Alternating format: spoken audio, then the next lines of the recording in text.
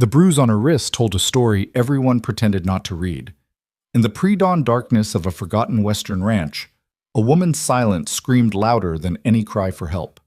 Eliza Carter had learned to survive by becoming invisible, until the day someone finally saw her. What happened next would shatter the careful lies of an entire town, ignite a confrontation that couldn't be avoided, and prove that sometimes the quietest voices carry the most devastating truths. This is a story about courage found in desperation, justice earned through suffering, and freedom that comes at the highest price. If this story reaches your corner of the world, hit that like button and drop a comment with your city name. I want to see how far Eliza's journey travels. Now, let's begin. The morning cold bit through the kitchen windows like teeth.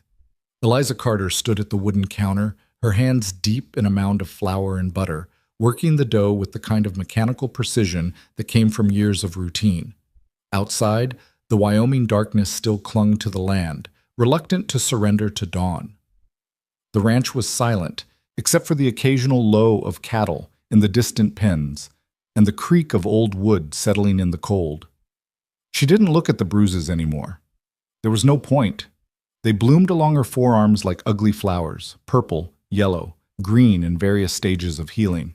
She'd gotten good at hiding them, long sleeves year-round, high collars, strategic positioning of her arms when she carried platters to the dining hall.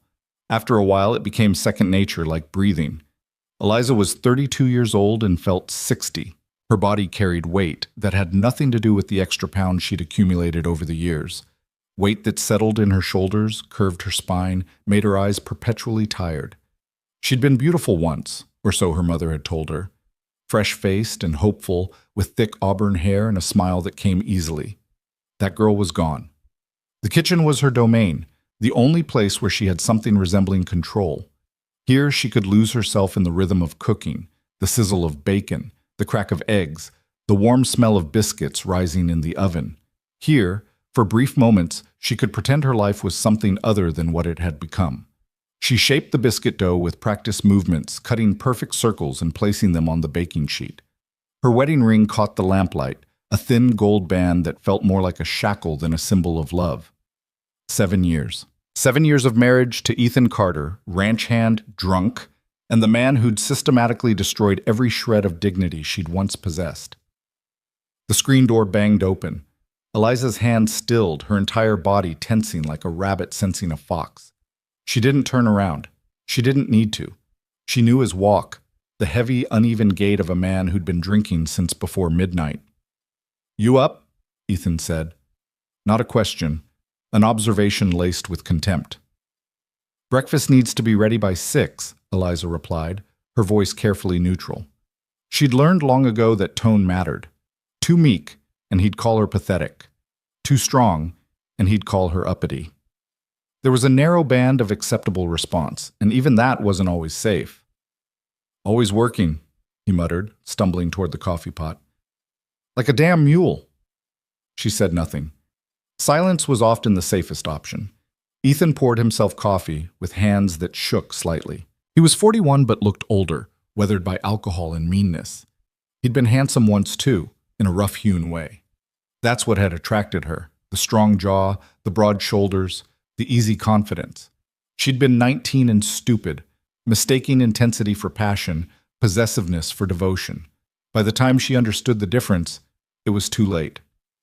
"Rose bringing in that new crew today," Ethan said, leaning against the counter, "means more mouths to feed. You ready for that?" "Yes." "Better be. Man's particular about his meals. Everything's got to be perfect for Mr. High and Mighty Caleb Rowe." The bitterness in his voice was palpable. Ethan had worked at the Double R Ranch for 5 years and had never advanced beyond basic ranch hand. It ate at him constantly that other men, younger men, newer men, got promoted while he remained stuck. Eliza slid the biscuits into the oven and started on the bacon. The cast iron skillet was already hot, and the meat hissed as it hit the surface.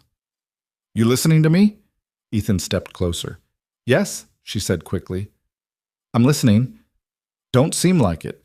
Seem like you're ignoring me, and I don't appreciate being ignored in my own house." It wasn't their house. It was a small cabin provided by the ranch for married workers. But Eliza didn't correct him. Corrections were dangerous. "I'm sorry," she murmured, keeping her eyes on the bacon. She felt him move behind her, smelled the sour combination of whiskey and sweat. His hand landed on her shoulder, fingers digging in too hard. You know what your problem is, Eliza? You don't appreciate nothing. Got a roof over your head, food to eat, a husband who provides for you.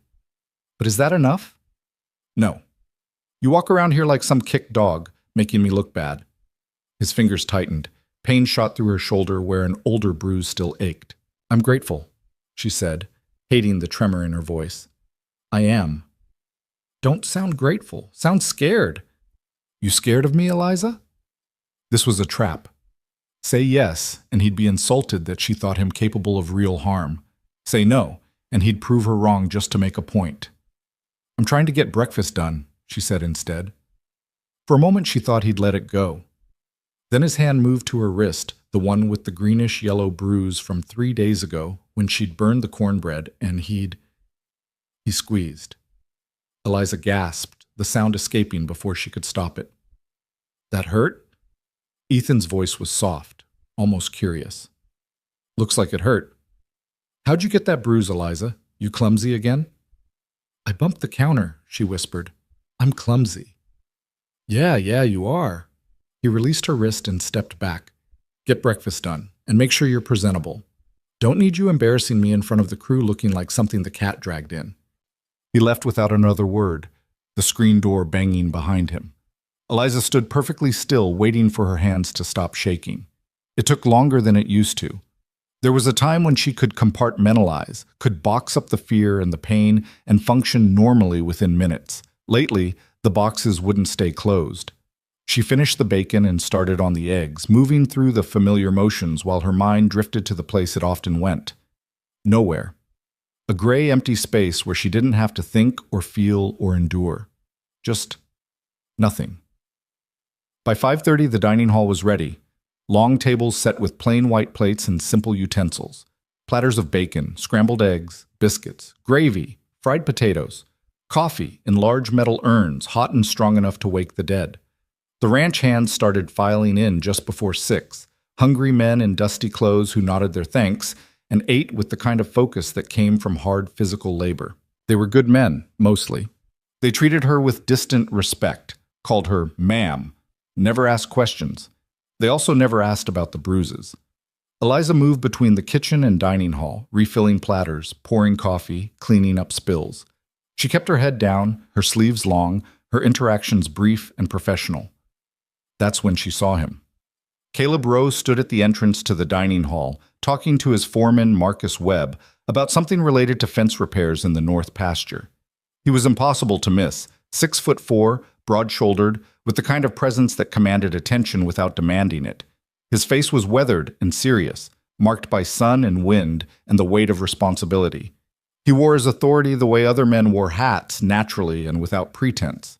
Eliza had worked at the Double R for 3 years and had maybe spoken a dozen words directly to Caleb Rowe. He was the owner, the boss, the man who kept the entire operation running. She was the cook, invisible by design and preference. She turned to head back to the kitchen, but the coffee urn was empty. She'd have to pass right by him to refill it. Keep your head down. Move quickly. Don't make eye contact. She lifted the heavy urn and started across the dining hall. Her sleeve, the left one, had ridden up slightly while she was carrying platters, exposing about 3 inches of forearm, 3 inches that included the worst of the bruises. She was almost past him when Caleb Rowe turned, and she felt his gaze land on her like a physical weight. Instinct screamed at her to run, to hide, to disappear. Instead, she froze. Their eyes met for maybe 2 seconds, 2 seconds that felt like an eternity. She watched his expression change. Not dramatically, Caleb Rowe wasn't a dramatic man, but something shifted behind his gray eyes. His jaw tightened fractionally. His gaze dropped to her exposed forearm, lingered there for a heartbeat, then returned to her face. He knew. In that single wordless moment, he understood what everyone else had spent years pretending not to see. Eliza felt her face flush hot with shame. She yanked her sleeve down and hurried toward the kitchen, her heart hammering against her ribs. Behind her, she heard the conversation between Caleb and Marcus pause, then resume in lower tones. She stumbled into the kitchen and set the coffee urn down with shaking hands. This was bad. This was very bad. Men like Caleb Rowe didn't ignore things they noticed. They acted. They fixed problems, and she couldn't afford to be a problem. The rest of breakfast service passed in a blur. When the men finally cleared out, Eliza began the cleanup process with mechanical efficiency. Scraping plates, washing dishes, wiping down tables. The physical labor was soothing, mindless. She was elbow-deep in dishwater when the screen door opened again. "Mrs. Carter." The voice was deep, measured, and completely unmistakable. Eliza turned slowly, drying her hands on her apron. Caleb Rowe stood in the doorway, hat in hand, his expression carefully neutral. "Mr. Rowe," she managed, "did you need something? I can make fresh coffee if—" "No, ma'am. Coffee's fine." He stepped into the kitchen, seeming to fill the entire space despite the room's size. "I wanted to talk to you, if you have a moment." It wasn't really a question. When the boss wanted to talk, you talked. "Of course." He glanced around the kitchen, then back at her. "You've been working here for about 3 years now. Is that right?" "Yes, sir. 3 years this October." "And you've done good work. Never had a complaint about the food. Men eat well, and that matters." "Thank you, sir." "Your husband works here too, Ethan Carter." Her stomach dropped. "Yes, sir, he does." Caleb studied her with those sharp gray eyes, and Eliza had the distinct feeling he could see right through her, past the careful masks and the practiced lies, down to the terrified woman beneath. "Mrs. Carter, I'm going to ask you a direct question, and I'd appreciate a direct answer." He paused. "Are you safe?" The question hit her like a slap. No one had ever asked her that. Not her mother, not her sister, not the doctor in town who'd set her broken fingers last year and accepted her story about a kitchen accident without blinking. No one had asked if she was safe.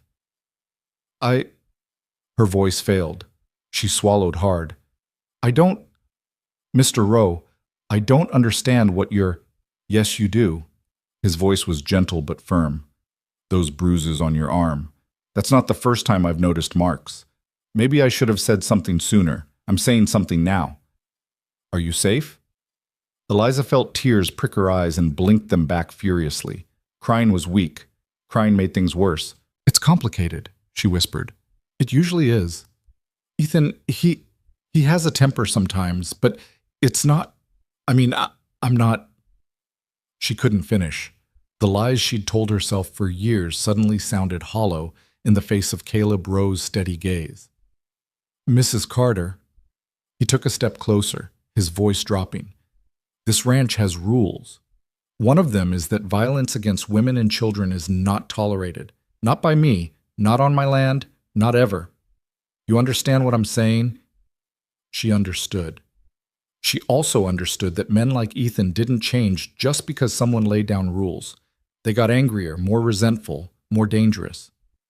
"Please," she said quietly, "please don't say anything to him. It'll only make things worse. I can handle it. I've been handling it." "Handling it by hiding bruises? That's not handling it, ma'am. That's surviving it. And you shouldn't have to just survive." The kindness in his voice nearly broke her.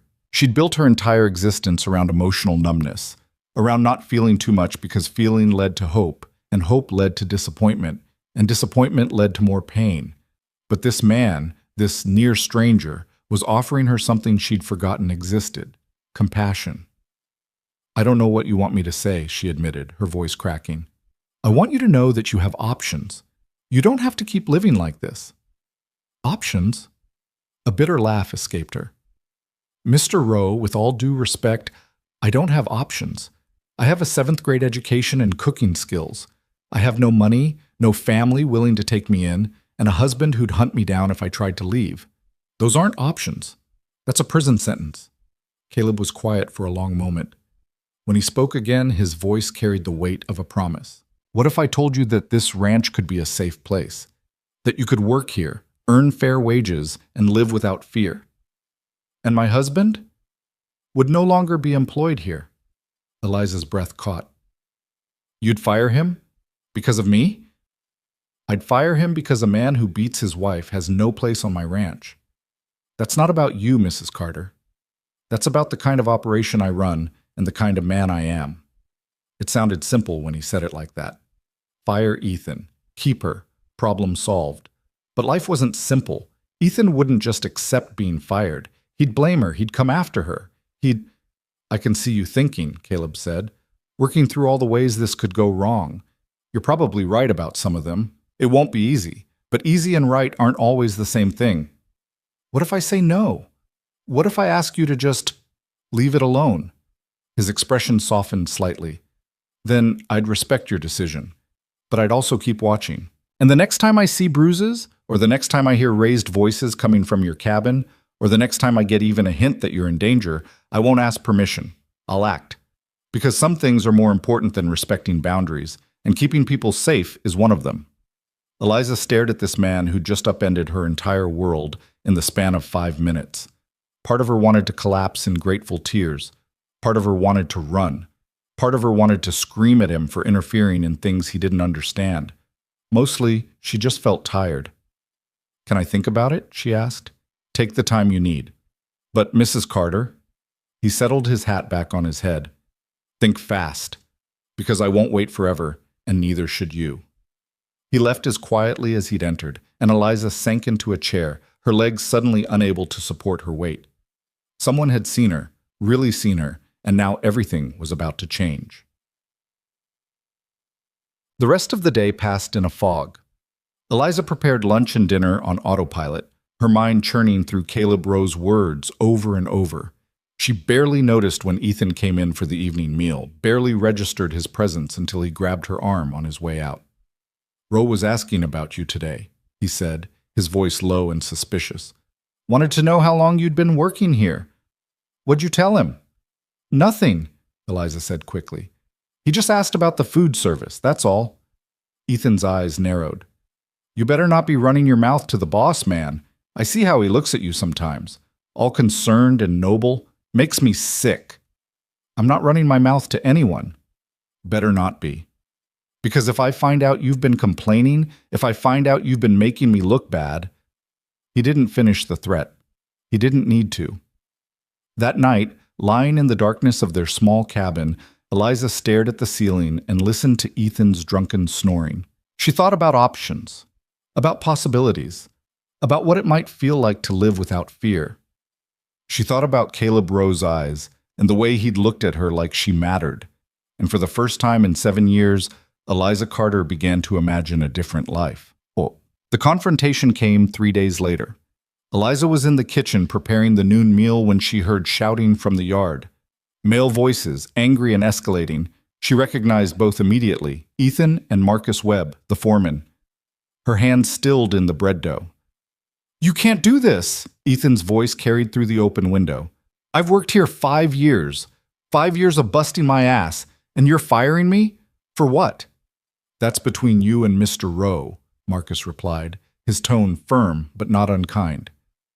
"Your final pay is ready in the office. You've got until tomorrow morning to clear out of the cabin." "This is bullshit! Did my bitch wife say something? Did she go crying to Rowe?" Eliza's blood turned to ice. "Watch your mouth," Marcus warned. "Mr. Rowe made his decision based on multiple factors. Now you can leave peacefully, or we can make it difficult. Your choice." The silence that followed was worse than the shouting. Eliza could picture Ethan's face, red with rage and humiliation. Could imagine his hands curling into fists, his jaw clenching. Then she heard footsteps, fast, heavy, purposeful. The kitchen door slammed open, and Ethan stood there, his face twisted with fury. "You!" he snarled. "You did this! You went to Rowe!" "I didn't..." Eliza started backing toward the counter. "Don't lie to me." He advanced on her. "I knew it. I knew you were plotting something, trying to make me look bad, trying to get rid of me, after everything I've done for you." "Ethan, please." His hand shot out and grabbed her throat. Eliza clawed at his fingers, unable to breathe, panic flooding her system. Black spots danced at the edges of her vision. "You're mine," Ethan hissed, his face inches from hers. "You don't get to leave me. You don't get to embarrass me. You don't get to..." "Let her go." The voice was cold, hard, and absolutely authoritative. Caleb Rowe stood in the doorway, and the look on his face would have stopped a charging bull. Ethan's grip loosened slightly, but he didn't let go. This is between me and my wife. Not anymore, it's not. Let her go. The two men locked eyes, and Eliza felt the electricity in the air, the moment balanced on a knife's edge. Then Ethan released her with a shove that sent her stumbling backward into the counter. "This ain't over," Ethan said, pointing at Caleb. "You can't just take a man's wife. I'm not taking anything. I'm offering Mrs. Carter a choice, something you apparently never did." Caleb stepped into the kitchen, and despite being roughly the same height as Ethan, he seemed to tower over him. "You're done here. Marcus is waiting to escort you off the property. You've got one chance to leave peacefully. I suggest you take it. And if I don't, then the sheriff will remove you, and I'll make sure assault charges are filed. Your call." Ethan looked between Caleb and Eliza, his expression cycling through rage, disbelief, and finally bitter acceptance. "You think you're saving her? You think you're some kind of hero? She'll disappoint you. She disappoints everyone." He stormed out, and Eliza heard him shouting obscenities as Marcus led him away. Then it was just her and Caleb in the sudden, ringing silence. "Are you all right?" he asked gently. Eliza touched her throat, still feeling the ghost of Ethan's fingers. "I think so." "Let me see." She tilted her head, and Caleb examined her neck with a practiced eye. His fingers were surprisingly gentle as he checked for serious damage. "You'll have bruises," he said quietly, "but nothing's broken. I want you to see Doc Harrison anyway, just to be safe." "That's not necessary, Mrs. Carter." He stepped back, his expression serious but kind. "You don't have to minimize anymore. You don't have to pretend you're fine when you're not. That man put his hands on you in violence, and that's not okay. It will never be okay, do you understand?" Eliza felt something crack inside her chest, some carefully maintained wall she'd built to keep functioning. Tears spilled over before she could stop them. "I'm sorry," she gasped. "I'm sorry. I didn't mean for any of this to happen. I didn't ask him to—" "Stop!" Caleb's voice was firm. "You have nothing to apologize for. Nothing. The only person responsible for Ethan Carter's actions is Ethan Carter." She nodded, unable to speak past the lump in her throat. "Now here's what's going to happen," Caleb continued in that same steady tone. "You're going to take the rest of the day off. I'll have one of the men cover dinner service. Tomorrow, if you're ready, you can come back to work. Same job, same kitchen, but with a new arrangement. You'll be paid directly, not through your husband. You'll have your own cabin, a better one than what you've been living in. And you'll be safe. That's my promise to you." "What if he comes back?" Eliza whispered. "Then he'll deal with me and every man on this ranch who believes in protecting people who can't protect themselves. You're not alone anymore, Mrs. Carter, and you don't have to be afraid." The words were simple, but they carried the weight of an oath. Eliza looked at this man who'd seen her suffering and chosen to act, who'd put himself between her and danger without hesitation, who was offering her something she'd stopped believing existed: hope. "Why?" she asked. "Why do you care?" Caleb was quiet for a moment, his expression thoughtful. "Because a long time ago, I watched someone I cared about suffer in silence. I was too young and too powerless to help her then. But I'm not powerless now, and I'll be damned if I stand by and let it happen again. Not on my watch. Not while I can do something about it." There was a story there, Eliza realized, pain and regret hidden behind those gray eyes. But now wasn't the time to ask about it. "Thank you," she said instead, the words feeling inadequate but sincere. "Don't thank me yet. The hard part's still ahead, but we'll face it together. You have my word." He tipped his hat and left her alone in the kitchen.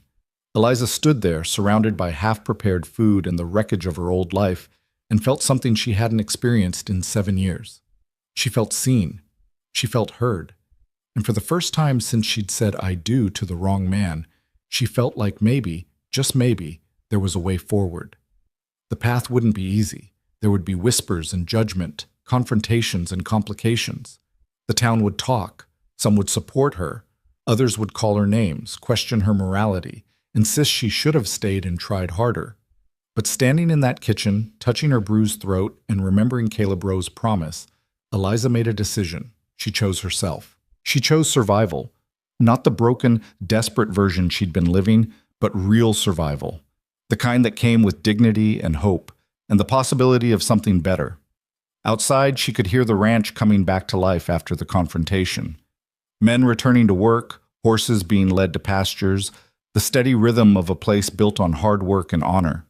And somewhere in that rhythm, Eliza Carter found the courage to take her first real breath in years. The news spread through town faster than wildfire through dry grass. By sunset, everyone within 20 miles of the Double R Ranch knew that Caleb Rowe had fired Ethan Carter and that Eliza was staying on alone. The whispers started immediately, carried on the wind like poison, seeping into every conversation at the general store, the saloon, the church steps.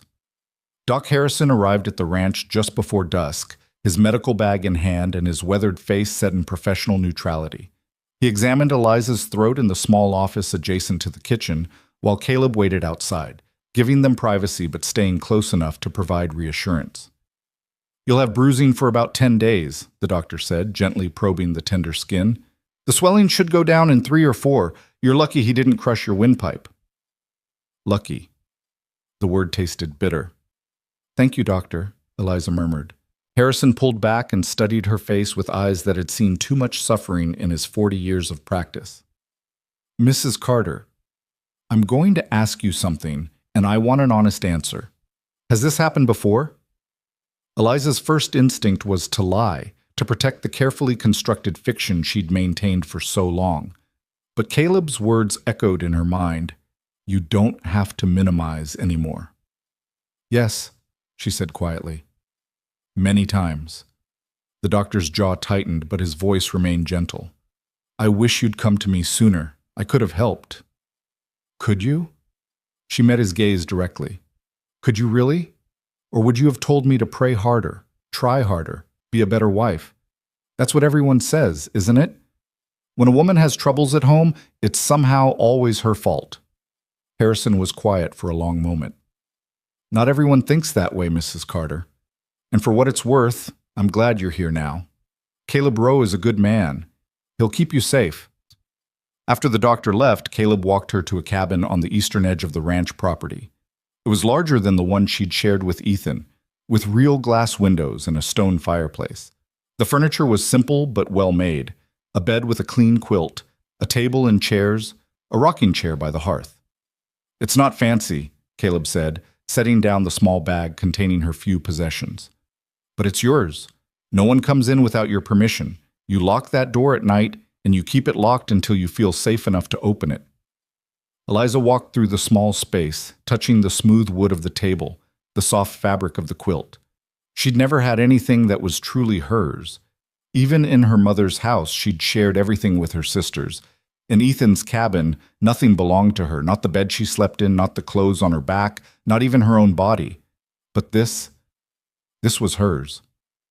"Mr. Rowe," she said, her voice thick with emotion, "I don't know how to repay you for this. You repay me by showing up tomorrow morning and making the best damn breakfast those ranch hands have ever eaten. You repay me by living your life without fear. That's all I want, Mrs. Carter, for you to have a chance at something better." After he left, Eliza stood in the middle of her new home and let herself cry. Not the silent, swallowed tears she'd learned to shed without making noise, but real, gasping sobs that shook her entire body. She cried for the girl she'd been, for the years she'd lost, for the part of herself that had died slowly under Ethan's fists and words. And then, when the tears finally stopped, she washed her face in the basin of clean water someone had left for her, changed into her nightgown, and climbed into bed. She locked the door first. The next morning arrived cold and clear, with frost glittering on the grass like scattered diamonds. Eliza woke before dawn out of habit and lay still for a moment, listening to the silence. No drunken snoring, no footsteps that might turn violent, no walking on eggshells, waiting to see what kind of mood Ethan would wake in. Just silence. Just peace.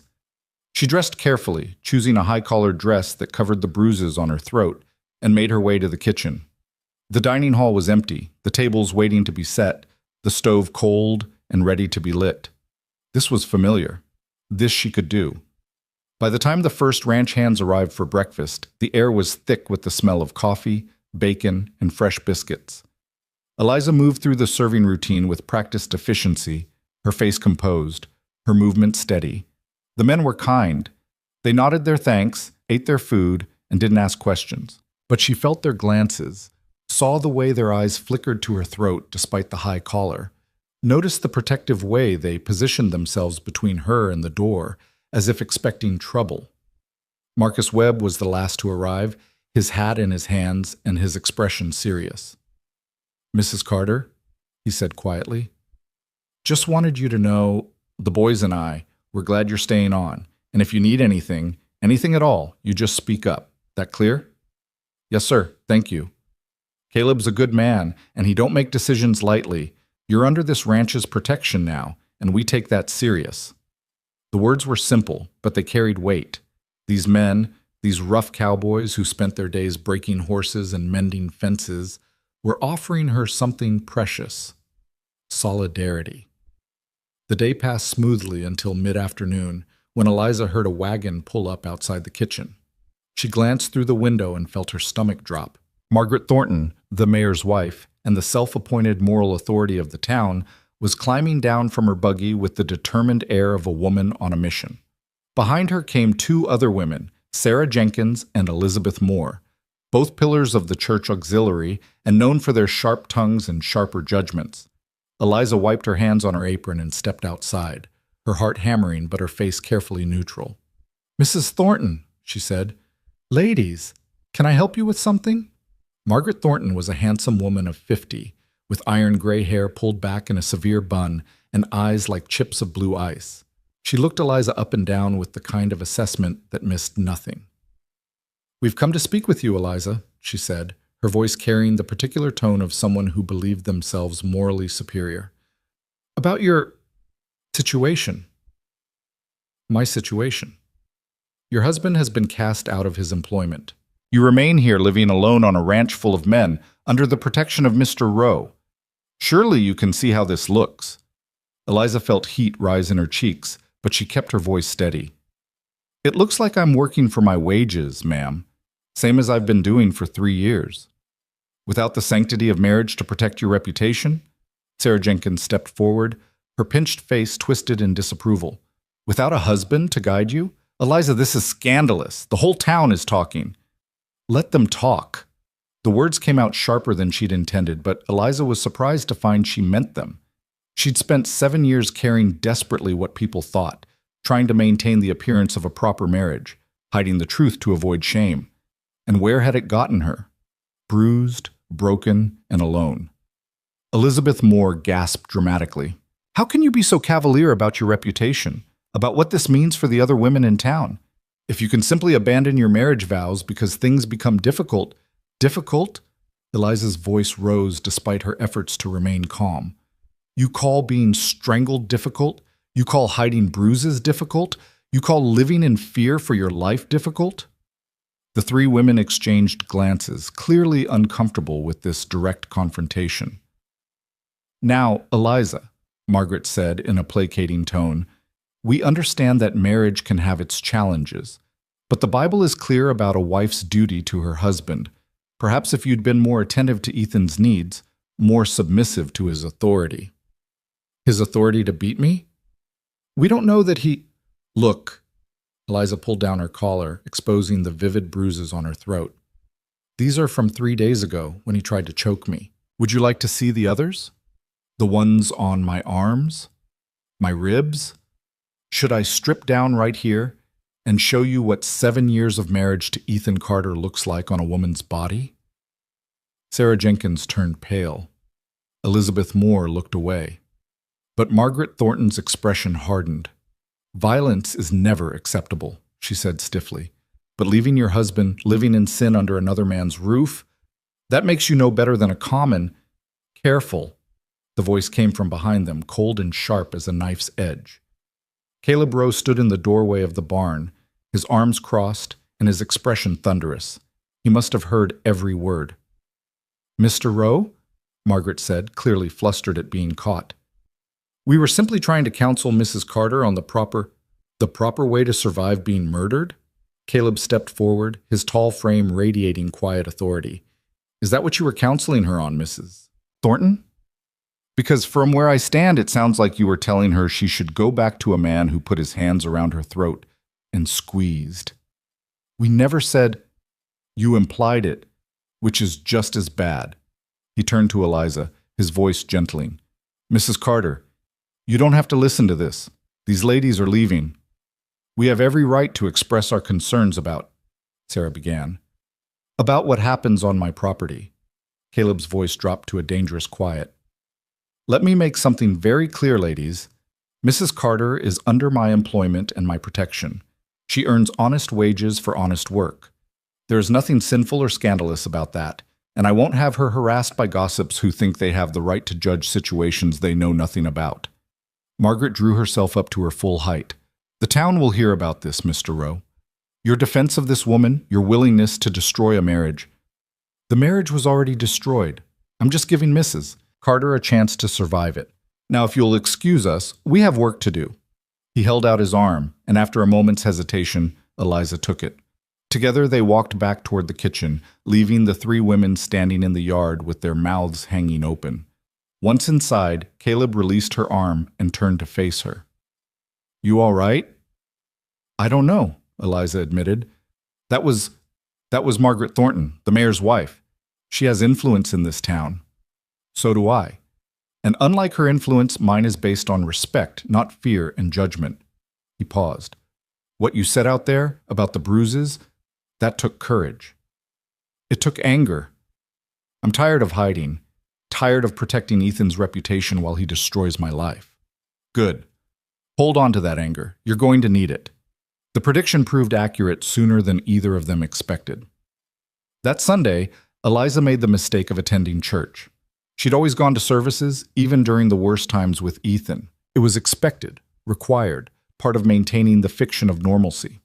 But walking into the small white church alone, without a husband at her side, felt like stepping into a lion's den. The whispers started the moment she entered. Women pulled their skirts aside as she passed, as if her presence might contaminate them. Men stared openly, their expressions ranging from pity to barely concealed lust. She was a woman without protection now, fair game for speculation, and worse. Eliza held her head high and took a seat in the back pew, the same one she'd occupied for 3 years. She opened her hymnal and tried to ignore the burning sensation of dozens of eyes on her back. Pastor Williams delivered his sermon on the sanctity of marriage, his voice booming through the small church with what felt like pointed emphasis. He spoke of duty, of forgiveness, of wives submitting to their husbands as unto the Lord. Eliza sat through it all with her hands clenched in her lap, her jaw tight. After the service, she tried to leave quickly, but Margaret Thornton blocked her path at the door. Eliza, she said loudly enough for everyone nearby to hear, I've been thinking about our conversation. The church auxiliary would like to help you. We've set up a fund to provide you with passage to your mother's house in Kansas. It's the decent thing, give you a fresh start away from all this unpleasantness. Translation, get out of town and stop embarrassing us. That's very kind, Eliza said carefully. But I have employment here. I'm not looking to leave. Employment. Margaret's lips pursed. Is that what they're calling it now? Eliza, surely you can see how this looks. A married woman living alone on a ranch with 30 men. I'm not married anymore. The words hung in the air like a thunderclap. Margaret's eyes widened. Excuse me? I said I'm not married anymore. I filed papers with Judge Crawford. The marriage is being dissolved. This was a lie. She hadn't filed anything yet, but saying it out loud made it feel real, possible, and the look on Margaret Thornton's face was worth the risk. Dissolved? On what grounds? Cruelty and abandonment. My husband strangled me, Mrs. Thornton, in front of witnesses. If that's not grounds for dissolution, I don't know what is. The crowd around them had grown, people pressing closer to hear the scandal unfold in real time. Eliza could feel their judgment like a physical weight, but she refused to back down. The Bible says, someone called out from the crowd. The Bible says a lot of things, Eliza shot back. It also says, thou shalt not kill, and I'm pretty sure choking your wife falls under that category. So unless you're suggesting I should have stayed and let him finish the job, I'd appreciate it if you kept your biblical interpretations to yourself. She pushed past Margaret and out into the sunlight, her heart racing but her head held high. Behind her, the whispers exploded into outright conversation, scandalized voices rising in a chorus of judgment. Let them talk. Let them whisper. She was done caring. The walk back to the ranch was long, but gave her time to think. She had made a public declaration of intent, and now she would have to follow through. Filing for dissolution of marriage was a serious step, one that would require courage, money, and legal support. When she reached the ranch, she found Caleb waiting on the porch of the main house, a glass of water in his hand. "How was church?" he asked, though the look on his face suggested he already knew. "I told Margaret Thornton I was filing for dissolution of marriage." His eyebrows rose. "Are you?" "I don't know. Can I? Is that even possible?" Caleb gestured for her to sit in the chair beside him. The afternoon sun was warm, the ranch peaceful around them. "It's possible," he said carefully. "Difficult, but possible. Wyoming law allows for dissolution on grounds of cruelty. You'd need to appear before Judge Crawford, present evidence, have witnesses testify. It would be public, painful, and expensive." "How expensive?" "Legal fees, court costs, probably around $200. Eliza's heart sank. She had maybe $15 saved from her wages over 3 years, money she'd hidden from Ethan in a tin can buried behind the cabin. $200 might as well be $2,000. "I see," she said quietly. "However," Caleb continued, "I'm prepared to advance you the money against future wages. Call it a loan, interest-free, to be paid back over time." Eliza stared at him. "Why? Why would you do that?" "Because you deserve the chance to be free. And because I have the means to help, which means I have the responsibility to help. That's how I was raised. People will talk. They already think that there's something improper between us. Let them think what they want. My conscience is clear, and so should yours be. The question is, are you ready for this fight? Because it will be a fight, Mrs. Carter. Ethan won't go quietly, and the town won't make it easy. You'll have to stand up in court and detail every instance of abuse. You'll have to face people who'll call you a liar, who'll say you're exaggerating or that you drove him to it. Are you ready for that?" Eliza thought about the bruises that covered her body like a map of her marriage. Thought about the fear that had been her constant companion for 7 years. Thought about the woman she might have been if she'd never said yes to Ethan Carter. "I'm ready," she said. The next morning, Caleb drove her into town to meet with Silas Blackwood, a lawyer known for taking difficult cases. Blackwood was a thin man in his 60s with shrewd eyes and a reputation for honesty that bordered on bluntness. He listened to Eliza's story without interruption, taking notes in a leather-bound journal. When she finished, he sat back in his chair and studied her over the tops of his spectacles. "You have a strong case," he said finally. "The bruises, the witnesses to the assault, the pattern of behavior. Judge Crawford is a fair man, and he doesn't look kindly on wife-beaters. But you need to understand what you're walking into, Mrs. Carter. Your husband will fight this. He'll claim you're lying, that you're trying to steal his property. I don't want his property. I don't want anything from him except my freedom. You say that now, but the law is complicated. Technically, everything you own belongs to him. Your clothes, your wages, even the food you cook. All of it is his by law. If you want true freedom, you'll need to prove not just that he was cruel, but that the marriage should be nullified entirely." "Then that's what we'll do." Blackwood smiled slightly. "You're a brave woman, Mrs. Carter. Foolish, perhaps, but brave. I'll draw up the papers. We'll file within the week and request an expedited hearing given the circumstances. In the meantime, you stay where you are, at the ranch, and you document everything. Any threats, any attempts at contact, anything at all, you write it down with dates and times, understood?" "Yes, sir." The papers were filed on a Wednesday afternoon. By Thursday morning, Ethan knew. He arrived at the ranch gate in a wagon borrowed from a friend, drunk and bellowing for Eliza to come out and face him. Marcus Webb and 2 other ranch hands met him at the property line, rifles held casually but with clear intent. "You need to leave," Marcus said calmly. "You're not welcome here." "That's my wife," Ethan shouted, swaying on his feet. "You can't keep her from me. We're married in the eyes of the law and in the eyes of the Almighty." "Not for long," Marcus replied. "Paper's been filed. Now get off this property before we have you arrested for trespassing." Ethan's face turned purple with rage. "She's lying. Whatever she said, whatever she told that judge, she's lying. I never laid a hand on her she didn't deserve." The admission hung in the air, damning in its honesty. "Well, now you've said that in front of 3 witnesses," Marcus noted. "So when this goes to court, we'll be sure to mention it. Now get." Ethan left, but not before hurling a stream of obscenities that would have made a sailor blush. Eliza watched from the kitchen window, her hands trembling but her resolve firm. That night, she found a note slipped under her door. The handwriting was crude, the spelling atrocious, but the message was clear. "You think you're safe with Roe protecting you. You're not. I will get you back. You're mine and you'll always be mine. You can't run from me." Eliza showed the note to Caleb, who immediately took it to the sheriff. A formal warning was issued to Ethan, forbidding him from coming within 500 yards of the ranch or of Eliza herself. It wouldn't stop him, Eliza knew. Men like Ethan didn't respect laws or boundaries, but it was something. It was a line drawn in the sand, a statement that she was no longer alone in this fight. The weeks leading up to the hearing were tense. Eliza threw herself into work, cooking meals that were somehow even better than before, as if she could prove her worth through the perfection of her biscuits and gravy. The ranch hands rallied around her with quiet support. A kind word here, a protective presence there, small gestures that said they saw her struggle and stood with her. Caleb kept his distance, maintaining a professional relationship that left no room for gossip or speculation.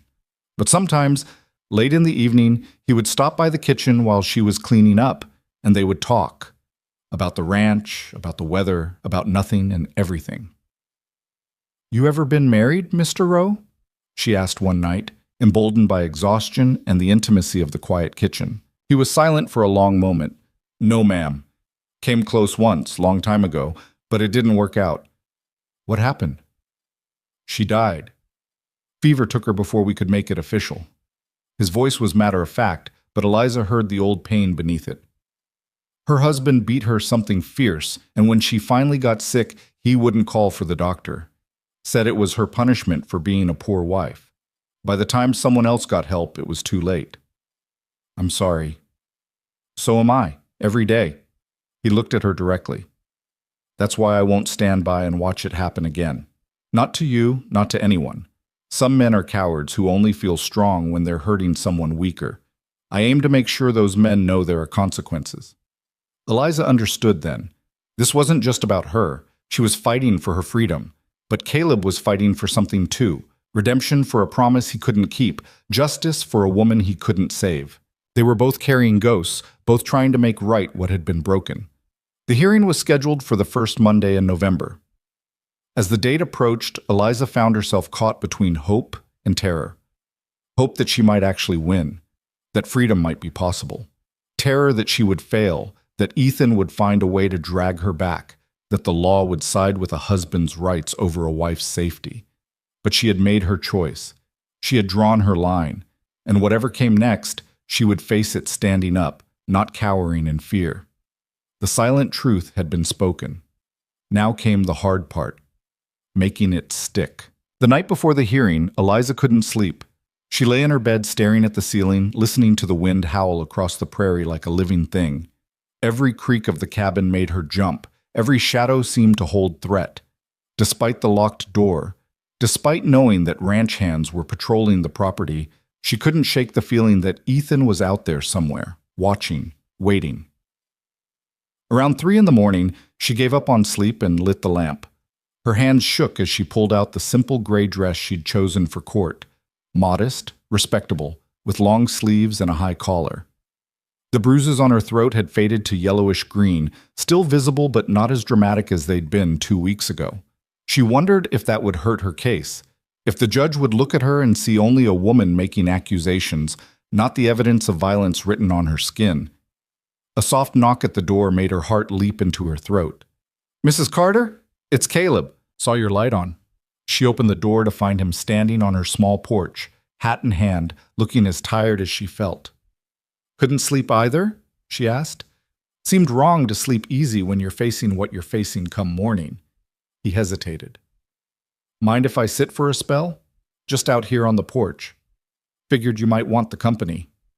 They sat in the rocking chairs Caleb had brought over the week before, watching the stars wheel overhead and listening to the night sounds of the ranch. For a long time, neither spoke.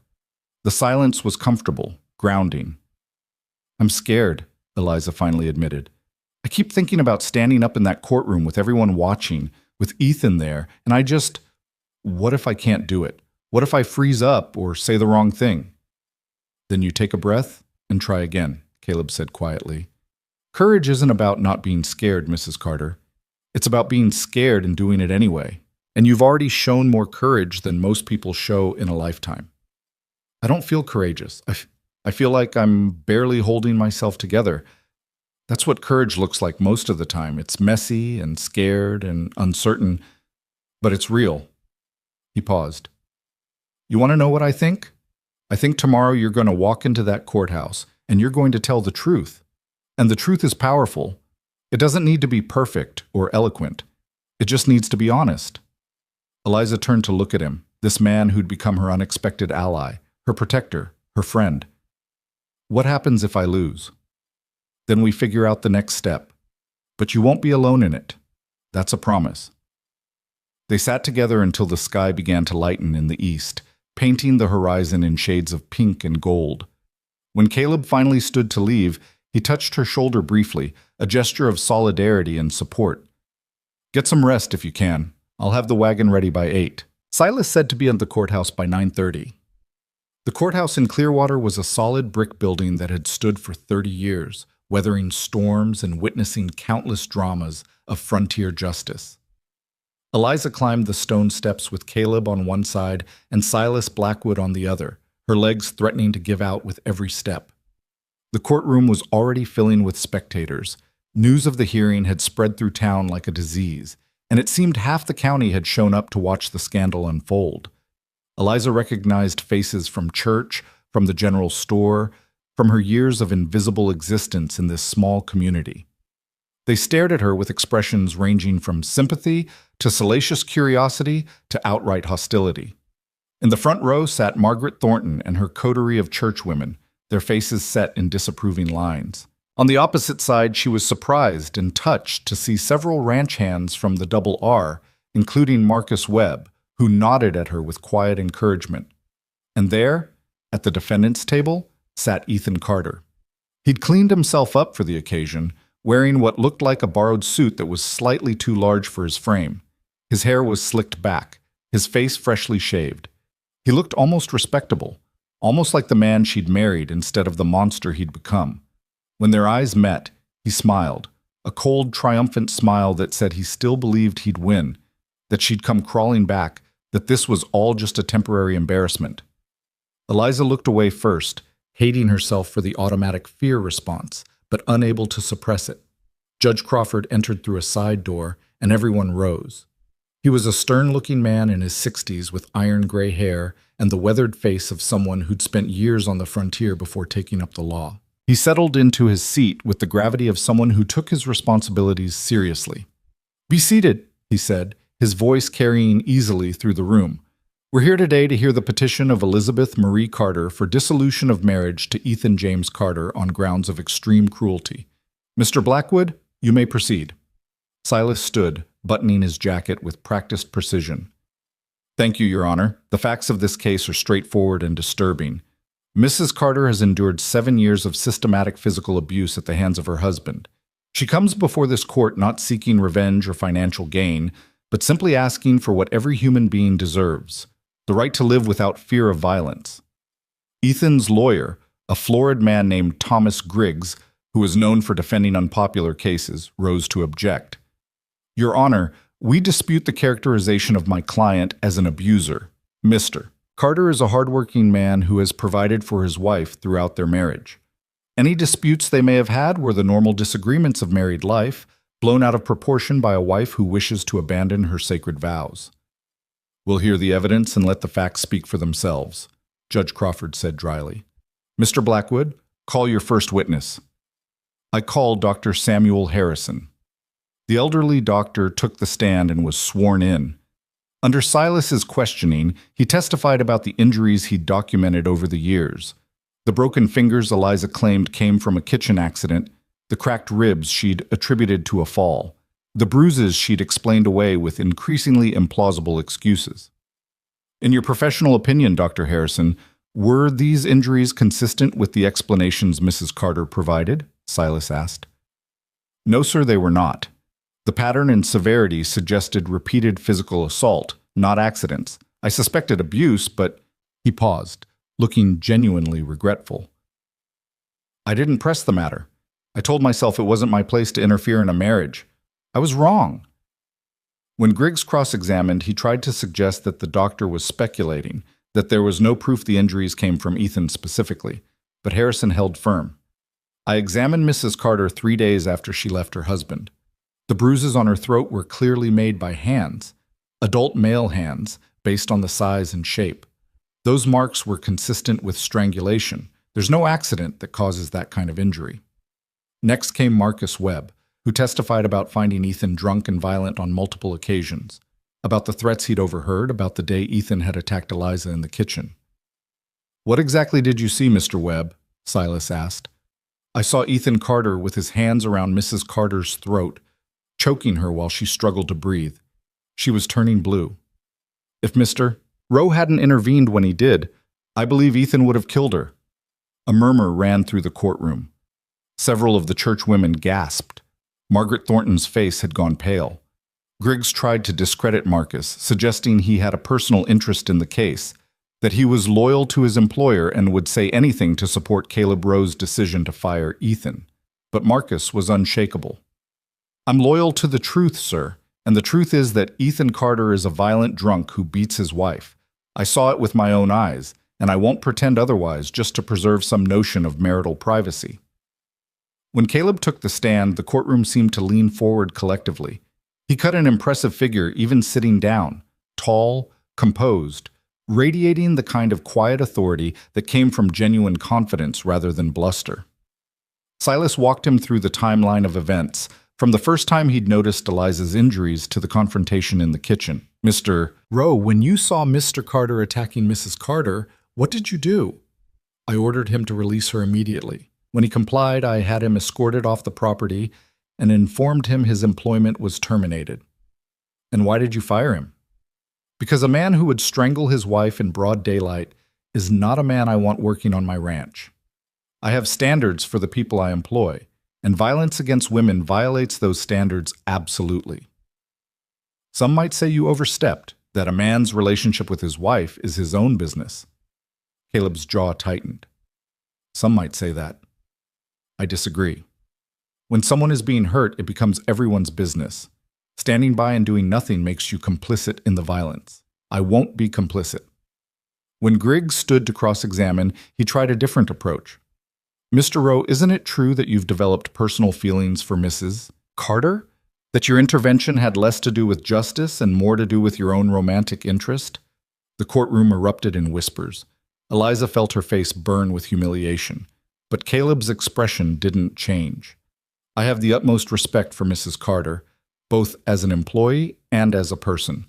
But my decision to fire her husband had nothing to do with personal feelings and everything to do with moral principles. If it had been any other woman being attacked, I would have done exactly the same thing.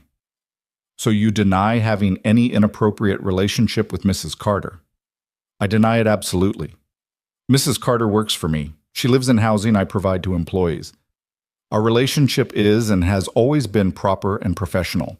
If you're suggesting otherwise, you're slandering a good woman who's already suffered enough. Griggs tried several more angles, but Caleb remained unflappable, his testimony consistent and credible. When he finally stepped down, Eliza caught his eye and mouthed, "Thank you." He nodded slightly before returning to his seat. Then came the moment Eliza had been dreading. "I call Elizabeth Carter to the stand," Silas announced. The walk to the witness box felt like walking to a gallows. Every eye in the courtroom was on her, judging, evaluating, deciding whether she was a victim or a troublemaker, whether she deserved sympathy or scorn. She was sworn in, her hand shaking on the Bible, and took her seat. Silas approached with gentle confidence. "Mrs. Carter, I know this is difficult. but I need you to tell the court in your own words about your marriage to Ethan Carter." Eliza took a deep breath and began.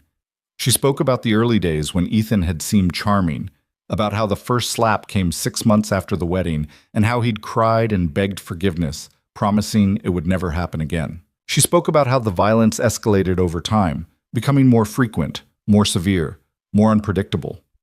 "He would drink," she said, her voice steady despite the tears sliding down her cheeks. "And when he drank, he got mean. He'd say I was stupid, ugly, worthless, that no one else would want me, that I was lucky he put up with me." "Did he ever threaten your life?" "Many times. He said if I ever tried to leave, he'd kill me. He said he'd rather see me dead than with another man. He said a lot of things." "Tell us about the day you left." Eliza described the confrontation in the kitchen, Ethan's rage over being fired, his hands closing around her throat.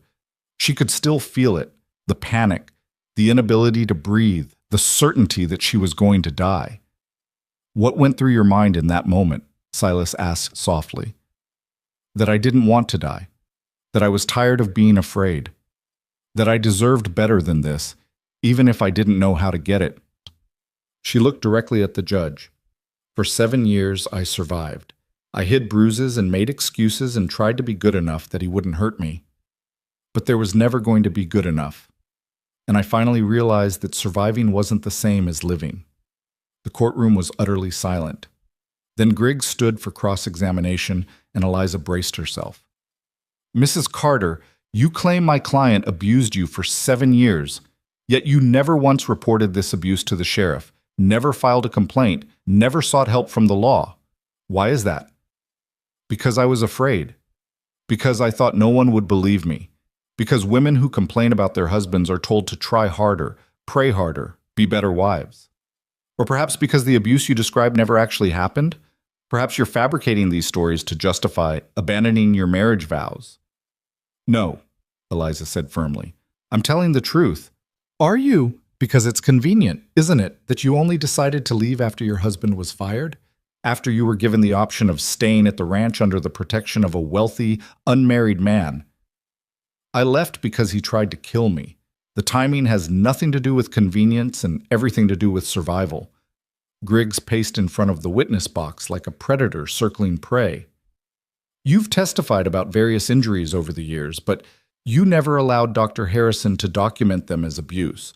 You always provided alternative explanations. Why should we believe you now when you've spent years lying?" The accusation stung because it was partially true.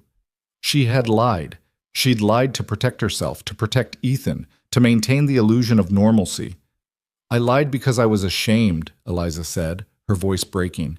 "Because I thought it was my fault. Because I believed what Ethan told me, that I deserved it, that I'd driven him to it, that if I just tried harder, it would stop. But it never stopped. It only got worse. And I'm done lying. I'm done protecting a man who tried to strangle me in broad daylight.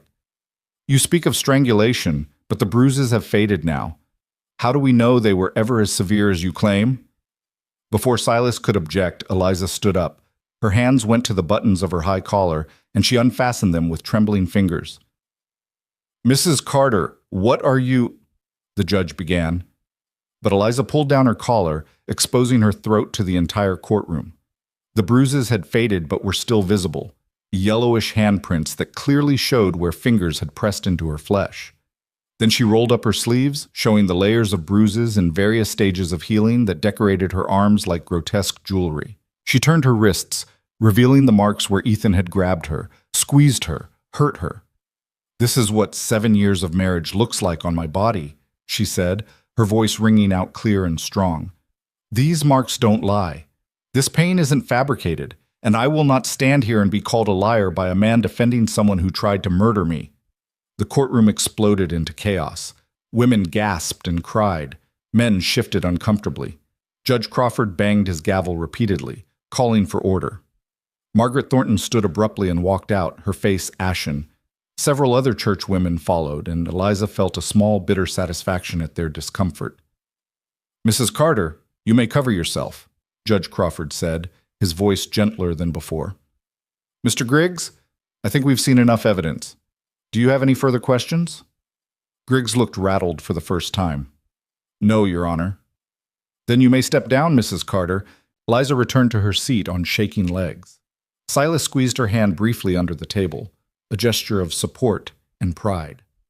The defense called Ethan to the stand, and he swaggered up with false confidence. Under Griggs's careful questioning, he painted himself as a devoted husband burdened with a difficult, ungrateful wife. I worked hard to provide for Eliza, he said, his voice dripping with false sincerity. Sure, we had our disagreements. What married couple doesn't? But I never laid a hand on her that wasn't deserved. She was lazy, disrespectful, always complaining. Sometimes a man has to discipline his wife to keep order in the home. The casual admission sent a ripple through the courtroom. You're saying you did strike her? Judge Crawford interjected. Ethan backtracked quickly. I'm saying that if I did, and I'm not admitting anything, it would have been justified correction, not abuse. The Bible gives a husband authority over his wife. I was just exercising that authority. When Silas cross-examined, he was merciless. Mr. Carter, you testified that you disciplined your wife. Can you describe what that discipline looked like? Just, a slap here and there when she got out of line. Nothing serious. Nothing serious? Dr. Harrison testified that he treated your wife for broken fingers, cracked ribs, and numerous contusions over the years. Is that what you call nothing serious? I don't know how she got those injuries, probably from being clumsy in the kitchen. And the bruises on her throat? The ones shaped like handprints? Were those from being clumsy too? Ethan's face flushed red. She provoked me. She got up in front of my boss, made me lose my job, humiliated me. What was I supposed to do? Not strangle her would have been a good start, Silas said dryly. Mr. Carter, you just admitted under oath that you put your hands on your wife's throat. Why? Because she needed to understand that she can't just disrespect her husband without consequences. The courtroom fell silent. Even Griggs looked like he wanted to crawl under the table. Judge Crawford leaned forward. Mr. Carter, are you testifying that you believe you had the right to choke your wife because she disrespected you? Ethan seemed to realize his mistake, but couldn't back out now. A man has rights in his own home. The law says a lot of things, Mr. Carter, but it does not give you the right to commit assault. You may step down. Closing arguments were brief. Griggs tried to salvage the case by arguing for the sanctity of marriage, for giving the couple another chance, for counseling rather than dissolution. But his heart clearly wasn't in it. Silas stood and spoke with quiet conviction. Your Honor, we've heard testimony from a doctor, from witnesses, and from the victim herself. We've seen physical evidence of sustained abuse. Mr. Carter has admitted under oath to striking his wife, has admitted to strangling her. The only question before this court is whether Mrs. Carter should be forced to remain legally bound to a man who has systematically brutalized her for 7 years. I submit that the answer is clear. She deserves her freedom, she deserves her life, and she deserves justice. Judge Crawford didn't even retire to his chambers. He sat at the bench for perhaps 3 minutes, reviewing his notes, then looked up. I've heard enough. This is one of the clearer cases I've encountered. Mr. Carter, you've admitted to multiple acts of violence against your wife. You've shown no remorse, no understanding of the severity of your actions. You've attempted to justify behavior that is not only morally reprehensible but criminal.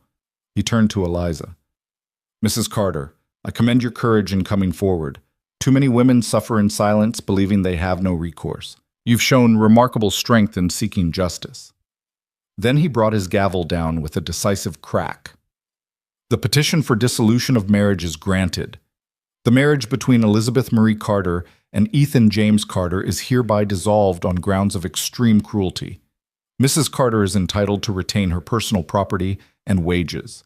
Mr. Carter is ordered to have no contact with Mrs. Carter whatsoever. He is to stay at least 500 yards away from her at all times. Violation of this order will result in immediate arrest. This court is adjourned. For a moment, Eliza couldn't process what had happened. Then Silas was shaking her hand, Caleb was smiling at her from across the room, and the ranch hands were applauding. She was free. The realization hit her like a wave, and she burst into tears. not of sadness, but of overwhelming relief and joy. 7 years of hell had just ended with the fall of a gavel. But as she stood to leave, she heard Ethan's voice, raw with rage. "This isn't over. You hear me, Eliza? You're still mine. You'll always be mine. A piece of paper doesn't change that."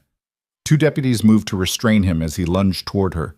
Caleb stepped between them, his hand going to his belt where Eliza knew he carried a pistol. "Touch her, and it'll be the last thing you do," Caleb said quietly. Ethan was dragged from the courtroom, still shouting threats, and Eliza stood there shaking, the taste of victory suddenly bitter in her mouth. She was legally free, but Ethan's words echoed in her mind, a dark promise that this battle might be won, but the war was far from over. Outside the courthouse, Eliza stood on the stone steps, breathing in the cool November air, like she'd been underwater for 7 years and was finally breaking the surface. The sky was impossibly blue, the kind of clear autumn day that made everything seem sharp and new. Free. She was free. Caleb appeared at her elbow, his presence solid and reassuring. "Let's get you back to the ranch." "Wait." Eliza turned to face the small crowd that had gathered. Ranch hands, a few townspeople who'd sat through the hearing, Silas Blackwood gathering his papers. "I want to thank everyone. Mr. Blackwood, you gave me a voice when I'd forgotten how to use it. Marcus, and all of you from the ranch, you stood up for me when no one else would. And Mr. Rowe," her voice caught, "you saw me when I was invisible. You gave me a chance when I had nothing. I won't forget that." Marcus touched his hat brim. "You did the hard part, ma'am. We just backed you up." As they made their way to the wagon, Eliza noticed a small group of women standing apart from the others. To her surprise, it wasn't Margaret Thornton's disapproving circle, but younger women, the blacksmith's wife, the schoolteacher, a farmer's daughter Eliza recognized from church. They approached hesitantly, as if unsure of their welcome. "Mrs. Carter?" the schoolteacher said quietly. Her name was Ann Dalton, and she was perhaps 25 with kind eyes and work-worn hands. "We wanted to tell you what you did in there, standing up like that. It mattered. My husband, he's a good man, but I have a sister whose husband isn't. She's been too scared to speak up. Maybe now she'll see it's possible to get free." "We're not all like Margaret Thornton," the blacksmith's wife added. "Some of us understand what you've been through, and we're glad you survived it." The words were simple but profound. Eliza had expected judgment, condemnation, the kind of social exile that befell women who violated the sacred bonds of marriage. Instead, here were women offering solidarity, however tentative. "Thank you," she managed. "That means more than you know." The ride back to the ranch was quiet. Caleb handled the reins with easy competence while Eliza sat beside him, watching the prairie roll past. The grasslands had turned gold with the season, and the mountains in the distance wore their first snow like white crowns. It was beautiful country, harsh, but honest. She'd lived here for years without really seeing it, too focused on survival to notice the world around her. "You all right?" Caleb asked after a while. "I don't know. I keep waiting for it to feel real, but it doesn't yet. 7 years of hell ended in less than 2 hours. How is that possible?" Justice doesn't always take long when the truth is clear. Though getting to that point, that's where the time gets spent. "He's not going to let this go." Eliza voiced the fear that had been growing since Ethan's outburst in the courtroom. "That order the judge gave, the one saying he has to stay away, Ethan won't respect that. He doesn't respect anything. Then he'll face the consequences. Sheriff knows to take any violation serious, and you've got eyes watching out for you at the ranch." Caleb glanced at her. "I won't lie to you, Mrs. Carter. There may be trouble ahead, but you're not alone in facing it." When they reached the ranch, the other hands had beaten them back and prepared what could only be described as a celebration. Someone had strung up lanterns in the dining hall. There was a cake, an actual cake, which was a rarity on a working ranch, and coffee, and even a bottle of whiskey being passed around for toast. "We figured you could use some good news today," Marcus said, grinning. "Not every day a woman wins her freedom in court." The evening was warm despite the November chill, filled with laughter and stories, and a sense of genuine celebration that made Eliza's heart swell. These men, these rough cowboys who spent their days wrestling cattle and fixing fences, had made space for her joy. They'd witnessed her suffering, and now they were witnessing her victory. But as the night wore on and the whiskey loosened tongues, the conversation turned more serious. "You know Ethan's been staying at Tucker's boarding house in town," one of the younger hands said. His name was Billy, barely 20, with red hair and freckles. "I heard he's been drinking heavy, talking about how he's been wronged, how the law ain't fair." "Let him talk," Marcus said dismissively. "All the talk in the world won't change what the judge ruled." "Maybe not, but drunk talk can turn into drunk action real quick. Man who feels wronged and humiliated, that's a dangerous combination." Caleb, who'd been quiet for most of the evening, spoke up. "We'll keep watch. I want someone posted near Mrs. Carter's cabin at night until we're sure there's no threat. Billy, you and James take first rotation. Switch off every 4 hours." "That's not necessary," Eliza protested. "I don't want to be a burden." "You're not a burden. You're someone under this ranch's protection, and we take that serious." Caleb's tone left no room for argument. "Besides, half these boys would volunteer even if I didn't ask. They respect what you did today." Later, after the celebration wound down and the men drifted off to their bunks, Eliza found herself alone in the kitchen cleaning up. It was familiar work, soothing in its routine. Her hands moved automatically, scraping plates, washing dishes, wiping down surfaces, while her mind drifted. Free.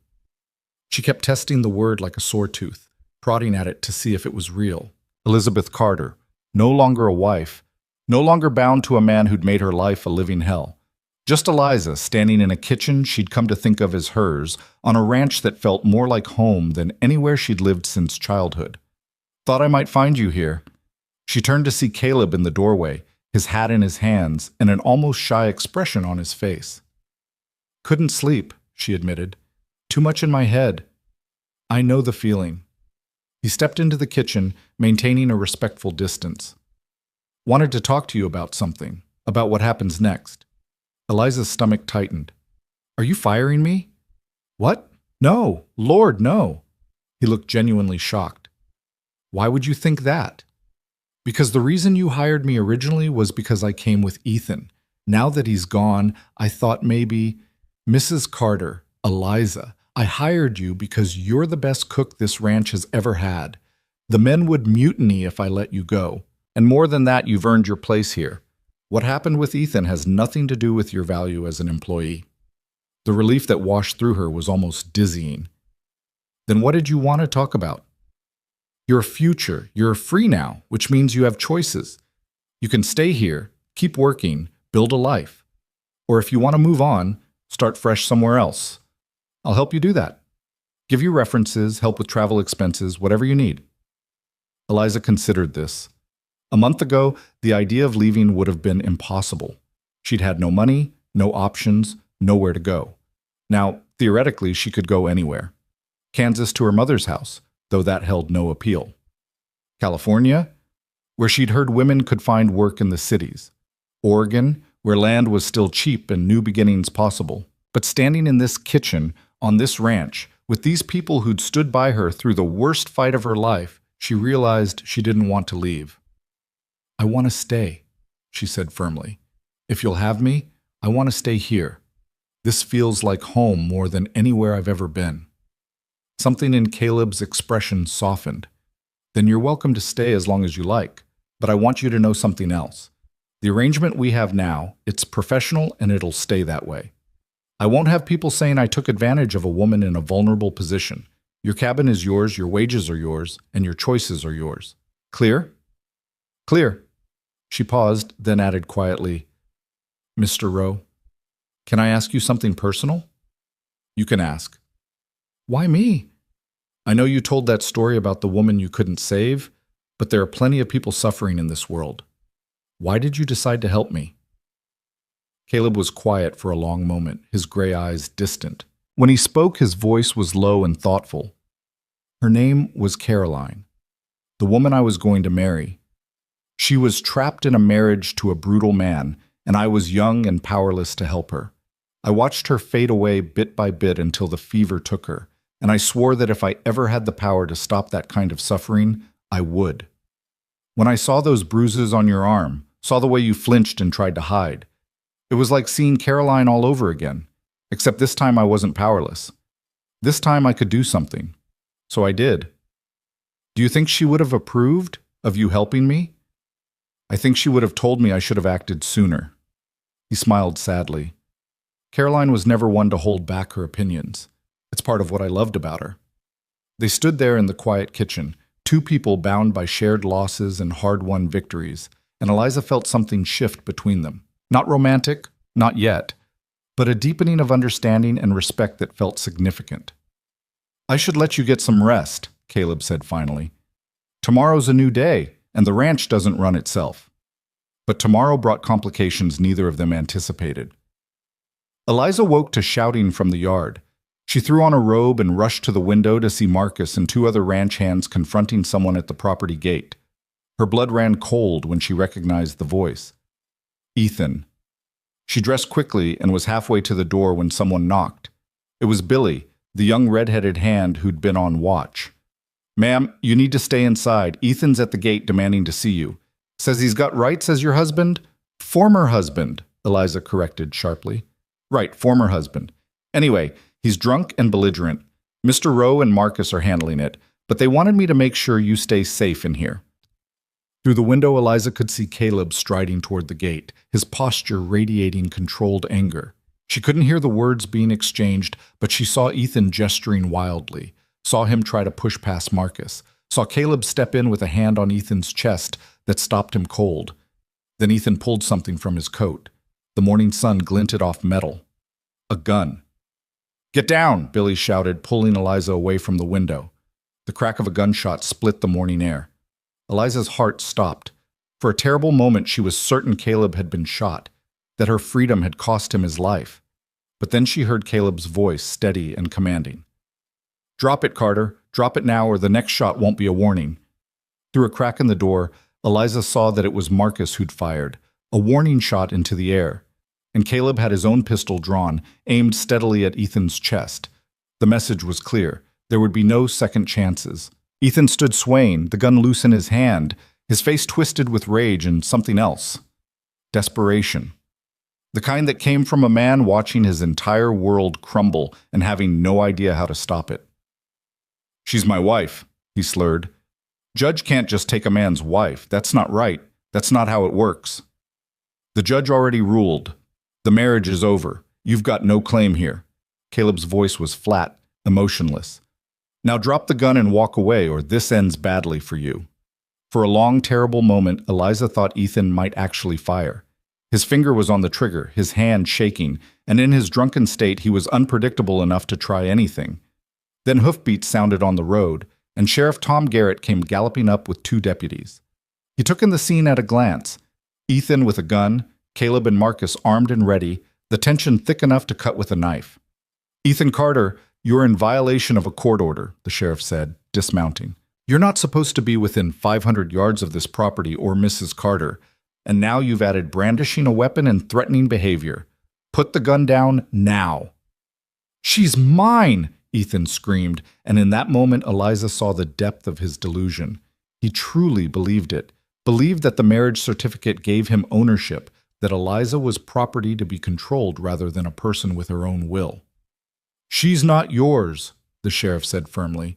She's her own person, and you've got no right to her. Last chance, Ethan. Gun down, hands up. The deputies moved to flank him, and Ethan finally seemed to realize he was surrounded. The gun dropped from his fingers into the dirt, and he collapsed to his knees, sobbing with the kind of self-pity that made Eliza feel nothing but contempt. It's not fair, he wept. I gave her everything. I gave her a home, food, a name, and she just throws it away like it means nothing. You gave her 7 years of hell, Marcus said coldly. That's what you gave her. The sheriff and his deputies hauled Ethan to his feet and cuffed him. Ethan Carter, you're under arrest for violating a restraining order, threatening with a deadly weapon, and being drunk and disorderly. You'll be held until you can see the judge again, and I suspect he won't be nearly as lenient this time. As they led him away, Ethan looked back toward Eliza's cabin, his eyes wild. This isn't over. You hear me, Eliza? You can't just erase 7 years. You can't just... Whatever else he was going to say was cut off as they shoved him into the sheriff's wagon. Eliza stood in her doorway, watching them take him away, and felt something unexpected. Pity. Not enough to want him back, Not enough to forgive him, but a sad recognition of a man who destroyed himself as thoroughly as he'd tried to destroy her. "You all right, ma'am?" Billy asked quietly. "I am," she said, surprised to find it was true. "I really am." Caleb approached the cabin, holstering his pistol. "That was closer than I'd like. I'm doubling the watch around your place, and I'm talking to the judge about getting that restraining order extended to the entire county. Will they keep him in jail? For a while, at least. Violating a court order is serious, especially when you add weapons into it. Sheriff Garrett isn't going to let him off easy." The next few weeks passed in a strange mixture of normalcy and tension.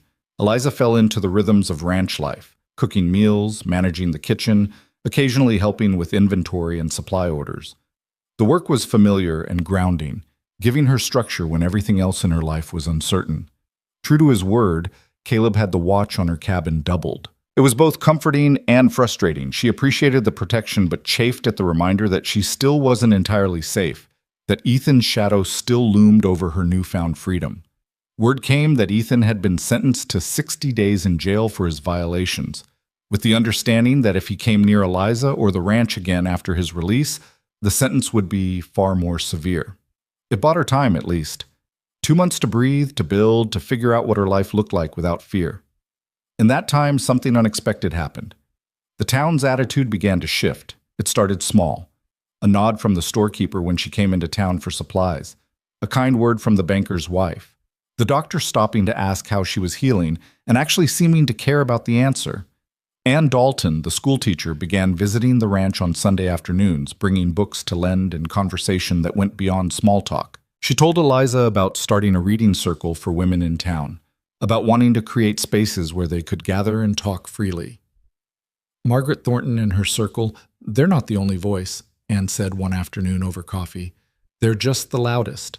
But there are plenty of women in this town who saw what you did, who heard your testimony, and who were inspired by it. You changed something, Eliza. Maybe not everything, but something." Even more surprising was the day Pastor Williams came to the ranch. Eliza saw his buggy coming and braced herself for judgment, for a lecture about the sanctity of marriage and the sin of divorce. Instead, he removed his hat and asked if they could talk. They sat on the porch of her cabin, and for a long moment the pastor said nothing, just looked out at the prairie with troubled eyes. "I've been doing a lot of thinking since your hearing," he said finally, "about my role in all this. About the sermons I've preached, the counsel I've given. I told women to submit, to endure, to pray harder. I told them that their suffering had purpose, that it was a test of faith." "You told them what you believed," Eliza said carefully. "I told them what was convenient, what maintained order and didn't challenge the comfortable people in my congregation." He turned to look at her. "Mrs. Carter, Eliza, I failed you. I failed every woman who sat in my church nursing bruises and broken spirits, too afraid to speak up because people like me had told them their pain was somehow holy. I'm sorry." The apology was so unexpected that Eliza didn't know how to respond. She'd spent years being angry at the church, at the men who preached submission while ignoring abuse, at the system that valued marriage above life. "Why are you telling me this?" she asked. "Because I'm trying to do better. I've started meeting with the other clergy in the county, talking about how we can better serve women in dangerous situations. We're working on creating a refuge, a place where women can go if they need to escape violence. It's not much, but it's a start." That's good. That's important." "It is.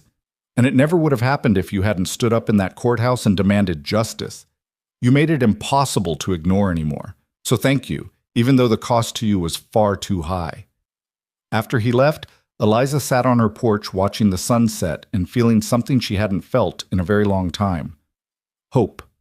Not just for herself, but for the other women who were still trapped, still suffering, still believing they had no way out. Maybe her story could be a light for them. Maybe her courage could give them courage. As autumn deepened into early winter, Eliza found herself settling into a new rhythm. She was sleeping better, eating better, laughing more. The constant vigilance that had defined her existence for 7 years was slowly fading, replaced by something that almost felt like peace. She and Caleb maintained their professional relationship, but there was an easiness between them now, a comfort born of shared struggle and mutual respect. Sometimes in the evenings, after the dinner service was done, he would stop by the kitchen and they would talk about the ranch, about books they'd read, about their past and their hopes for the future. "You ever think about leaving?" Caleb asked one night. "Not the ranch, I mean, but this area, starting completely fresh somewhere no one knows your story?" "Sometimes," Eliza admitted. "But then I think about how hard I fought to be here, to earn this freedom. Running away from it would feel like letting Ethan win. Like saying he gets to keep this place and these people, and I have to be the one who leaves." "That's fair. Though if you ever do decide to go for whatever reason, I want you to know you'll leave with my blessing and my help." "I know, and I appreciate that more than I can say." Marcus knocked on the doorframe, his expression apologetic. "Sorry to interrupt, boss, but we've got a situation with the north fence. Looks like some cattle got through and we need to round them up before dark." "I'll be right there." Caleb stood, then looked back at Eliza.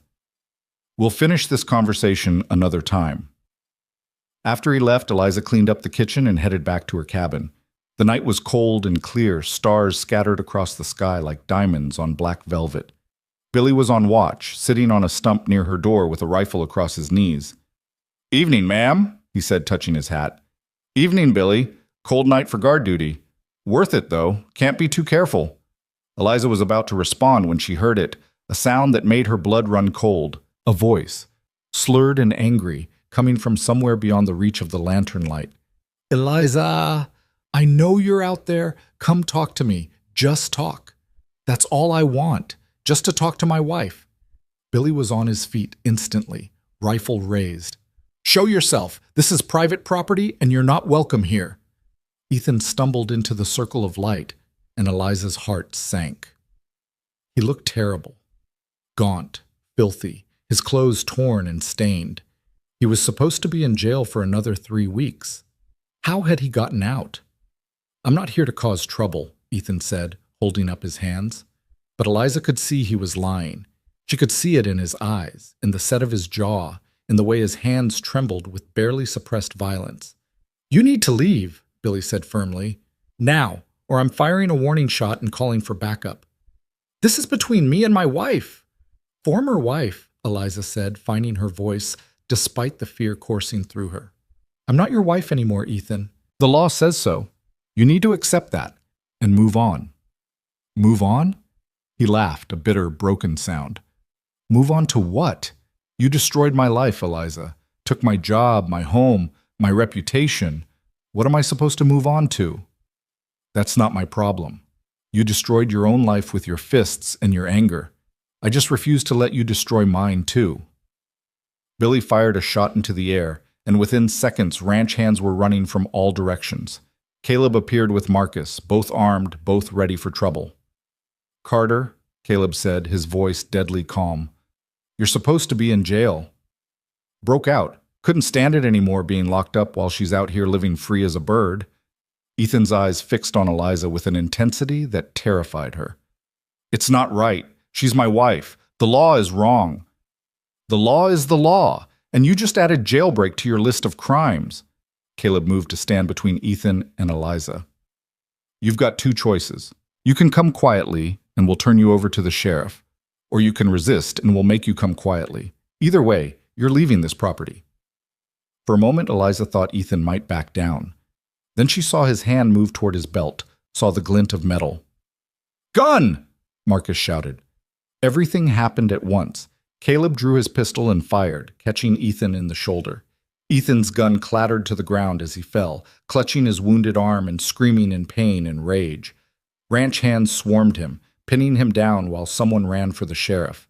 Eliza stood frozen, watching the man who'd terrorized her for 7 years lying in the dirt, bleeding and cursing, and finally powerless. "You all right?" Caleb asked, holstering his weapon and turning to her with concern. "I think so. Is he—" "He'll live. Shoulder wound, nothing vital hit.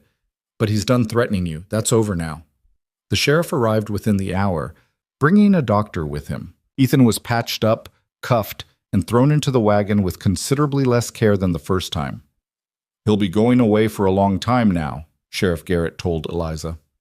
"Jailbreak, violating a restraining order again, attempted assault with a deadly weapon. Judge Crawford doesn't tolerate repeat offenders, especially ones who can't seem to grasp that no means no. After they left, Eliza found herself sitting on the steps of her cabin, shaking with delayed reaction.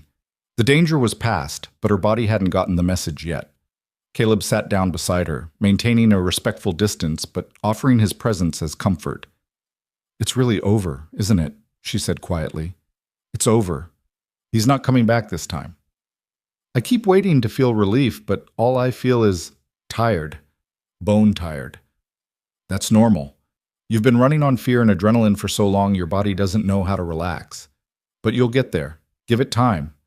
They sat together in the darkness, watching the stars wheel overhead, and Eliza let herself believe, finally, truly believe, that she was free.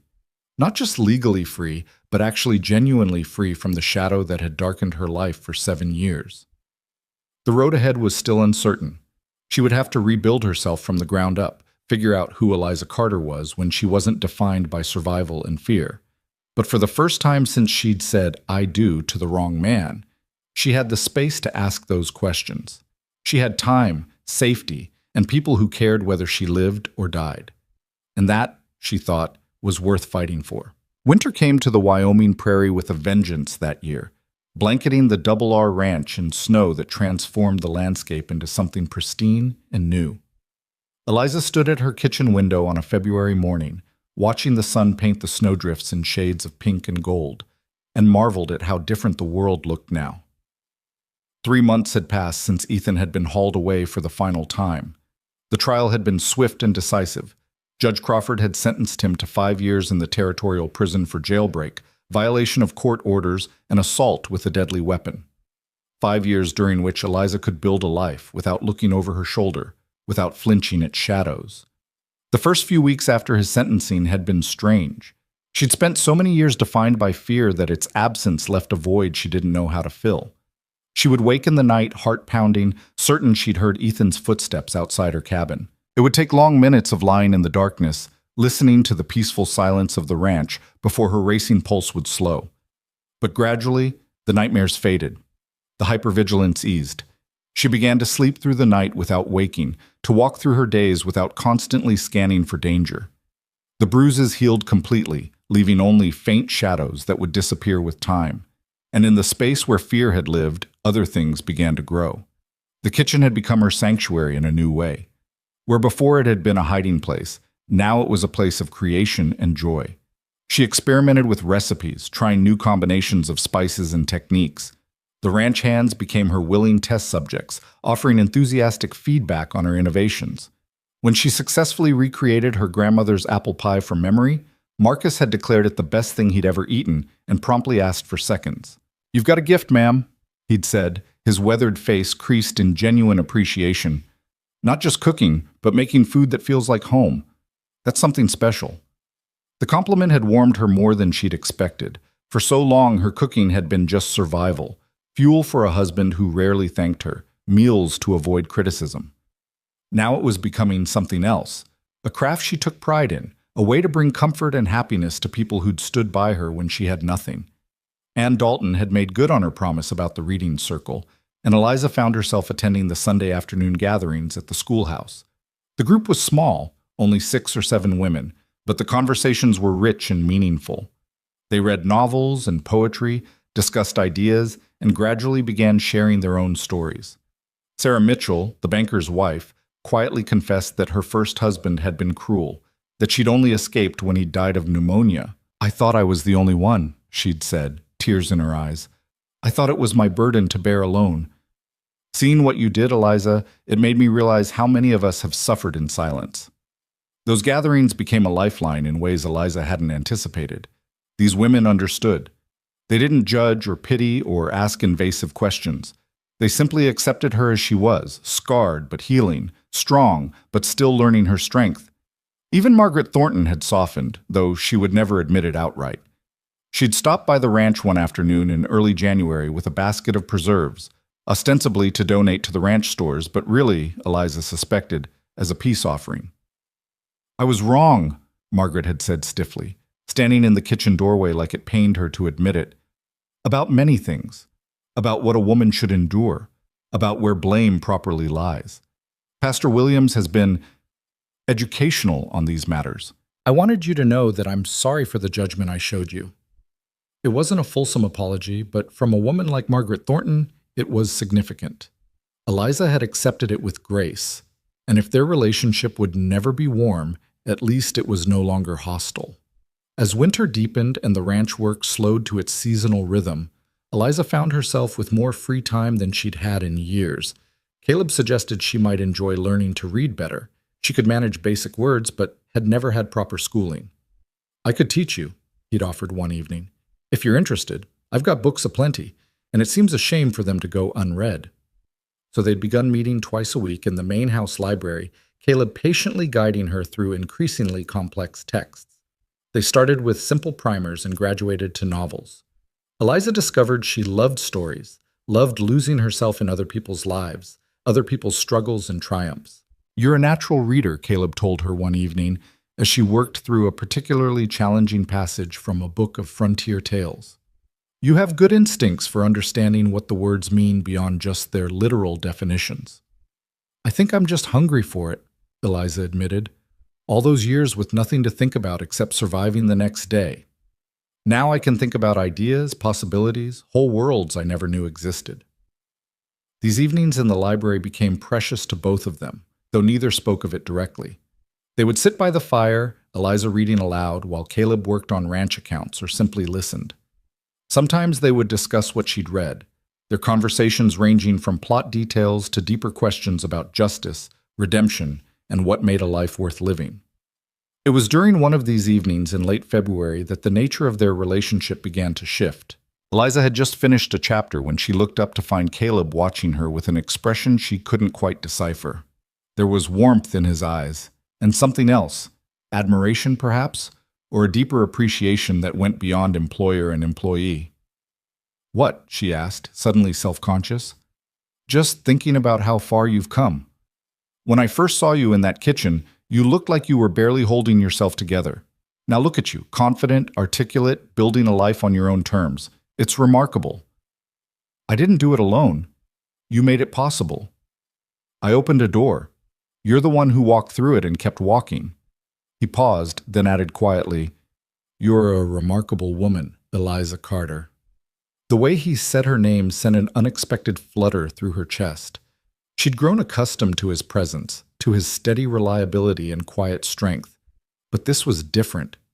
This felt like the beginning of something that both thrilled and terrified her. Mr. Rowe? Caleb. I think we're past formalities at this point. Caleb, then. She set down her book, suddenly needing to address what was happening between them. I need to be honest with you. I don't know how to do this. How to be around a man who doesn't hurt you, he finished gently. I know, and I'm not expecting anything from you, Eliza. These evenings, they're just two people sharing books and conversation, nothing more unless you want there to be more. And even then, only when you're ready, if you're ever ready. What if I'm never ready? What if Ethan damaged me too badly to ever trust a man again? Caleb leaned forward, his elbows on his knees, his expression earnest. Then we stay friends. That's enough for me. Your friendship, your trust, those are gifts I don't take lightly. Anything beyond that is bonus, not expectation. The relief that flooded through her was telling. He wasn't pushing, wasn't demanding, wasn't making his affection conditional on her reciprocation.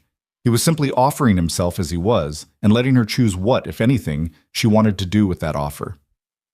I need time, she said. Take all the time you need. I'm not going anywhere. Spring came slowly that year, winter reluctant to release its grip on the land. But eventually, the snow began to melt, revealing the prairie grass beneath, still brown, but promising green.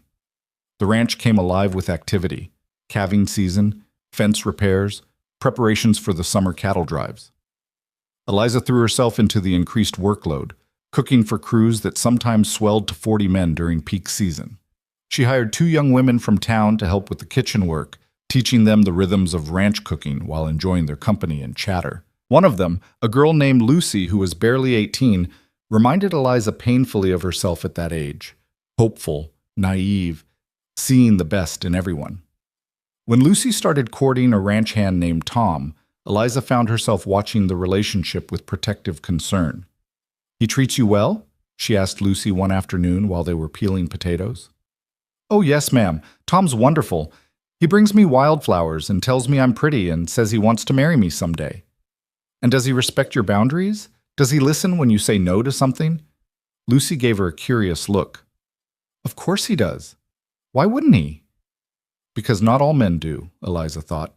Because some men think pretty words give them ownership. But she didn't say that. Instead, she smiled and said, "Just making sure you're being treated the way you deserve. You're a good girl, Lucy. Don't settle for less than respect and kindness." "Like how Mr. Rowe treats you?" Lucy asked with the blunt innocence of youth. Eliza felt her cheeks warm. "Mr. Rowe and I have a professional relationship." "Sure, ma'am. That's why he looks at you like you hung the moon, and why you smile more when he's around." Lucy giggled. "We all see it, you know, the way you two are around each other. It's sweet." That evening, Eliza found herself thinking about Lucy's words. Was it that obvious? Did everyone on the ranch know that her feelings for Caleb had grown beyond friendship and professional respect into something deeper? And more importantly, what was she going to do about it? The answer came unexpectedly on a warm April evening. Eliza had finished the dinner service and was walking back to her cabin when she saw Caleb sitting on her porch steps. He stood when he saw her approach, his hat in his hands. "Hope you don't mind me waiting. Wanted to talk to you about something." "Of course not. Come in. I'll make coffee." They settled into her small cabin, Caleb in the rocking chair, Eliza on the bench by the table. The familiarity of it struck her. How many evenings had they spent like this over the past months, talking, sharing comfortable silences, slowly building something that felt solid and real? "I've been doing some thinking," Caleb began, then paused. "Actually, I've been thinking about this for months, but I wanted to wait until the time was right. Maybe there's no right time for this kind of conversation, but here we are." Eliza's heart began to race. "What kind of conversation?" "The kind where I tell you that I've come to care for you as more than an employee or a friend. The kind where I admit that I look forward to our evenings together more than just about anything else in my life. The kind where I say that if you're interested, and only if you're interested, I'd like to court you properly, with respect, with patience, and with the understanding that you set the pace and the boundaries." The words hung in the air between them, significant and weighty. Eliza felt a dozen emotions at once. Fear that this was too fast, too much, that she wasn't ready, but also hope and a warm glow of happiness that someone like Caleb Rowe saw her as worth courting. "I'm scared," she admitted. "The idea of being with a man again, even you, it terrifies me. What if I can't do it? What if the damage Ethan did is permanent? Then we work through it together, or we don't and we stay friends. But I think you're stronger than you give yourself credit for, Eliza. You've already done the hardest part. You've reclaimed your life. Everything else is just details. What if people talk? Say it's too soon, that it's inappropriate. People will always talk. The question is whether you care more about their opinions or about building a life that makes you happy." He leaned forward, his gray eyes sincere. "I'm not asking you to marry me tomorrow. I'm asking if I can take you to dinner in town, bring you flowers, sit with you on Sunday afternoons, small things, courtship things, at whatever pace feels right to you." Eliza thought about the past year, the fear, the fighting, the slow, painful journey to freedom. She thought about the woman she'd been, cowering in corners and hiding bruises. And she thought about the woman she was becoming, strong and capable, and learning to take up space in the world. That woman deserved love, real love, the kind built on respect and choice rather than ownership and control. "Okay," she said softly. "Yes, I'd like that. I'd like to try." The smile that broke across Caleb's face was like sunrise, warm and genuine and full of promise. Their courtship unfolded slowly over the summer months, a gradual deepening of connection that felt natural and right. Caleb brought her wildflowers from the prairie, took her on buggy rides to see the sunset, sat with her at church on Sundays with a proprietary hand at the small of her back that said to everyone watching that this woman was cherished. He was patient with her fears and anxieties, never pushing when she needed space, always respecting her boundaries. The first time he tried to hold her hand, she'd flinched instinctively. Instead of taking offense, he'd simply moved his hand away and kept talking as if nothing had happened, giving her time to process and choose. 5 minutes later, she'd reached for his hand herself, tentatively at first, then with growing confidence when he squeezed gently and smiled at her. They talked about everything, their pasts, their dreams, their fears. Caleb told her about Caroline, about the guilt he'd carried for years over not being able to save her. Eliza told him about the girl she'd been before Ethan, about the dreams she'd had to set aside, about the slow erosion of self that came from constant abuse. "I'm not that girl anymore," she said one evening as they sat on her porch watching fireflies dance in the twilight. "The one who believed in fairy tales and happy endings. Ethan killed her." "Maybe," Caleb said thoughtfully. "Or maybe she just went into hiding until it was safe to come out again. You're stronger now, wiser, but I see glimpses of that hopeful girl in you still. When you laugh at something silly, or when you talk about the books you're reading, or when you're teaching Lucy and the other girls in the kitchen. She's still in there, Eliza, scarred but surviving." By the time autumn returned, painting the prairie in golds and reds, their relationship had grown into something solid and sure. Caleb proposed on a clear October evening, kneeling in her cabin with a simple gold ring he'd had made in town. "I know it hasn't been long," he said, "and if you want to wait, we'll wait. But I love you, Eliza Carter. I love your strength and your kindness and your terrible habit of overcooking bacon when you're distracted. I love who you are and who you're becoming, and I want to spend my life making sure you never have to be afraid again." Eliza looked at this man who'd seen her at her lowest and helped her rise, who'd protected her without trying to own her, who'd given her space to heal and grow. She thought about the difference between the marriage she'd endured and the partnership he was offering. "Yes," she said, tears streaming down her face. "Yes, I'll marry you. Not because I need to, but because I want to. Because you make me happy. Because I love you too." They married in November, a simple ceremony at the ranch with the people who mattered most in attendance. Ann Dalton stood as Eliza's witness, while Marcus served as Caleb's best man. The ranch hands cleaned up remarkably well for the occasion, filling the dining hall with their presence and support. Pastor Williams officiated, and Eliza was struck by how different the vows felt this time. When she promised to love and honor Caleb, it was a choice freely made, not a desperate grasp at security. When Caleb promised to cherish and protect her, she believed him completely because he'd already proven those promises true. The celebration afterward was joyful and raucous, full of laughter and dancing and the kind of happiness that comes from seeing two people find each other against impossible odds. Even Margaret Thornton attended, bringing a set of fine china as a wedding gift and offering stiff but genuine congratulations. That night, as Eliza prepared to move her few belongings from the cabin to the main house where she and Caleb would share a life, she stood for a moment in the doorway looking back at the small space that had been her first real home in 7 years. This cabin had witnessed her healing, her growth, her slow transformation from victim to survivor to something more.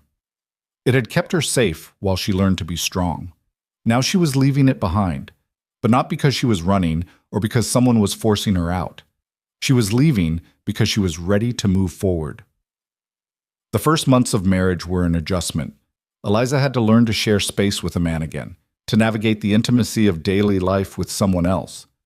There were moments of panic, times when Caleb moved too quickly and she flinched, when old fears rose up without warning. But Caleb was patient and understanding, always willing to slow down, to give her space, to remind her that she was safe and loved and never, ever pressured to do anything she wasn't ready for. Gradually, those panicked moments became less frequent. She learned to trust not just Caleb's words, but his actions, to believe in the safety he provided not through control, but through respect and genuine care. By the time winter melted into spring again, Eliza found herself pregnant. The discovery filled her with conflicting emotions. Joy at the thought of bringing a child into a home filled with love. Fear that she wouldn't know how to be a mother, that the damage from her years with Ethan would somehow poison this innocent life. Determination to give this child everything she'd never had: safety, security, unconditional love. Caleb's reaction removed any remaining doubts. When she told him, he had picked her up and spun her around, laughing with pure delight. then immediately apologized for not asking if she was feeling well enough to be spun. "We're having a baby," he kept saying, wonder in his voice. "You and me, we're making a family." The pregnancy was smooth, and Eliza bloomed under the combined care of Caleb, Doc Harrison, and what felt like the entire ranch. The hands treated her like delicate china, insisting she rest more, offering to help with anything heavy. Lucy and the other kitchen girls took over most of the cooking, giving Eliza time to prepare for motherhood. In September, after 12 hours of labor attended by Doc Harrison and Ann Dalton, Eliza gave birth to a healthy baby girl with her father's gray eyes and her mother's auburn hair. They named her Caroline Hope Rowe. Caroline for the woman Caleb had lost, Hope for what Eliza had found. Holding her daughter for the first time, Eliza wept with overwhelming love and gratitude. This tiny person, perfect and innocent, and entirely dependent on her, represented everything she'd fought for. The right to live without fear. The freedom to build a life on her own terms. The possibility of joy after suffering. "She's beautiful," Caleb whispered, touching Carolyn's tiny hand with infinite gentleness, just like her mother. As autumn painted the prairie gold once more, Eliza stood at the window of the main house holding her sleeping daughter and watching the ranch come alive with the day's work.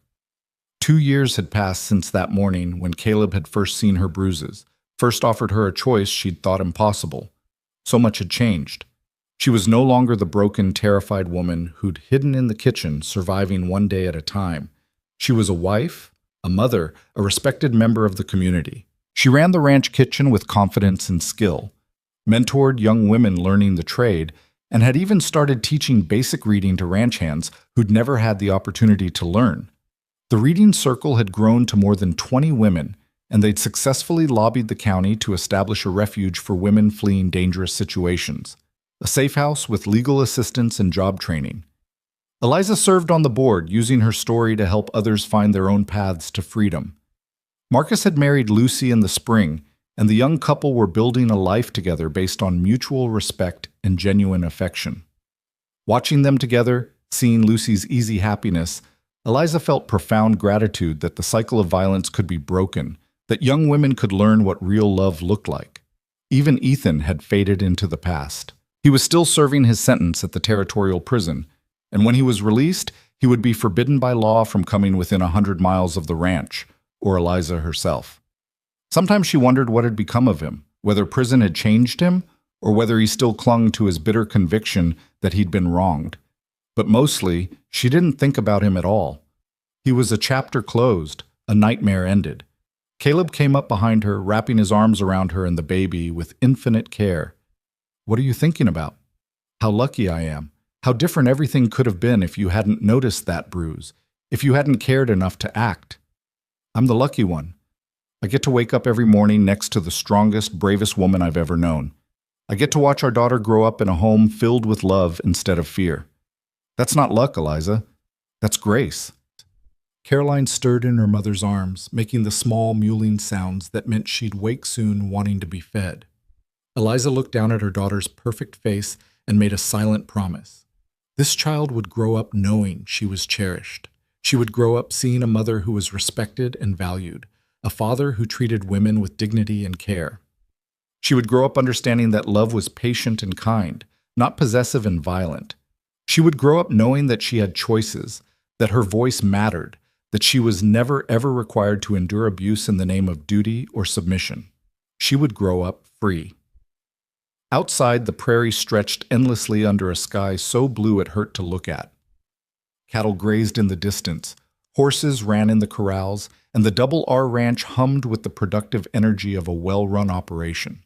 This land, this life, this family, they were hers not because someone had given them to her, but because she'd fought for them, earned them, chosen them. The journey had been brutal. The cost had been high. There were scars that would never fully heal, nightmares that still occasionally woke her in the darkness. But standing here now, holding her daughter while the man she loved held them both, Eliza knew with absolute certainty that it had been worth it. She had survived. More than that, she was living, truly living, in a way she'd never thought possible, and that made all the difference. Years would pass. Caroline would grow into a strong, confident young woman who would eventually fight for women's suffrage and become a teacher herself. The refuge Eliza helped establish would expand to serve 3 counties, saving countless women from the kind of hell she'd endured. The Double R Ranch would thrive under Caleb's management, becoming known throughout Wyoming as a place that valued both excellence in ranching and dignity for all who worked there. But on that autumn morning, with golden light streaming through the windows and her family safe in her arms, Eliza didn't think about the future. She simply stood in the present moment, grateful beyond measure for the gift of ordinary happiness. She had been invisible, then seen, captive, then free, surviving, then living. The bruises had healed, the fear had faded, the silence had been broken, and in its place was a life chosen, cherished, and entirely her own. The end.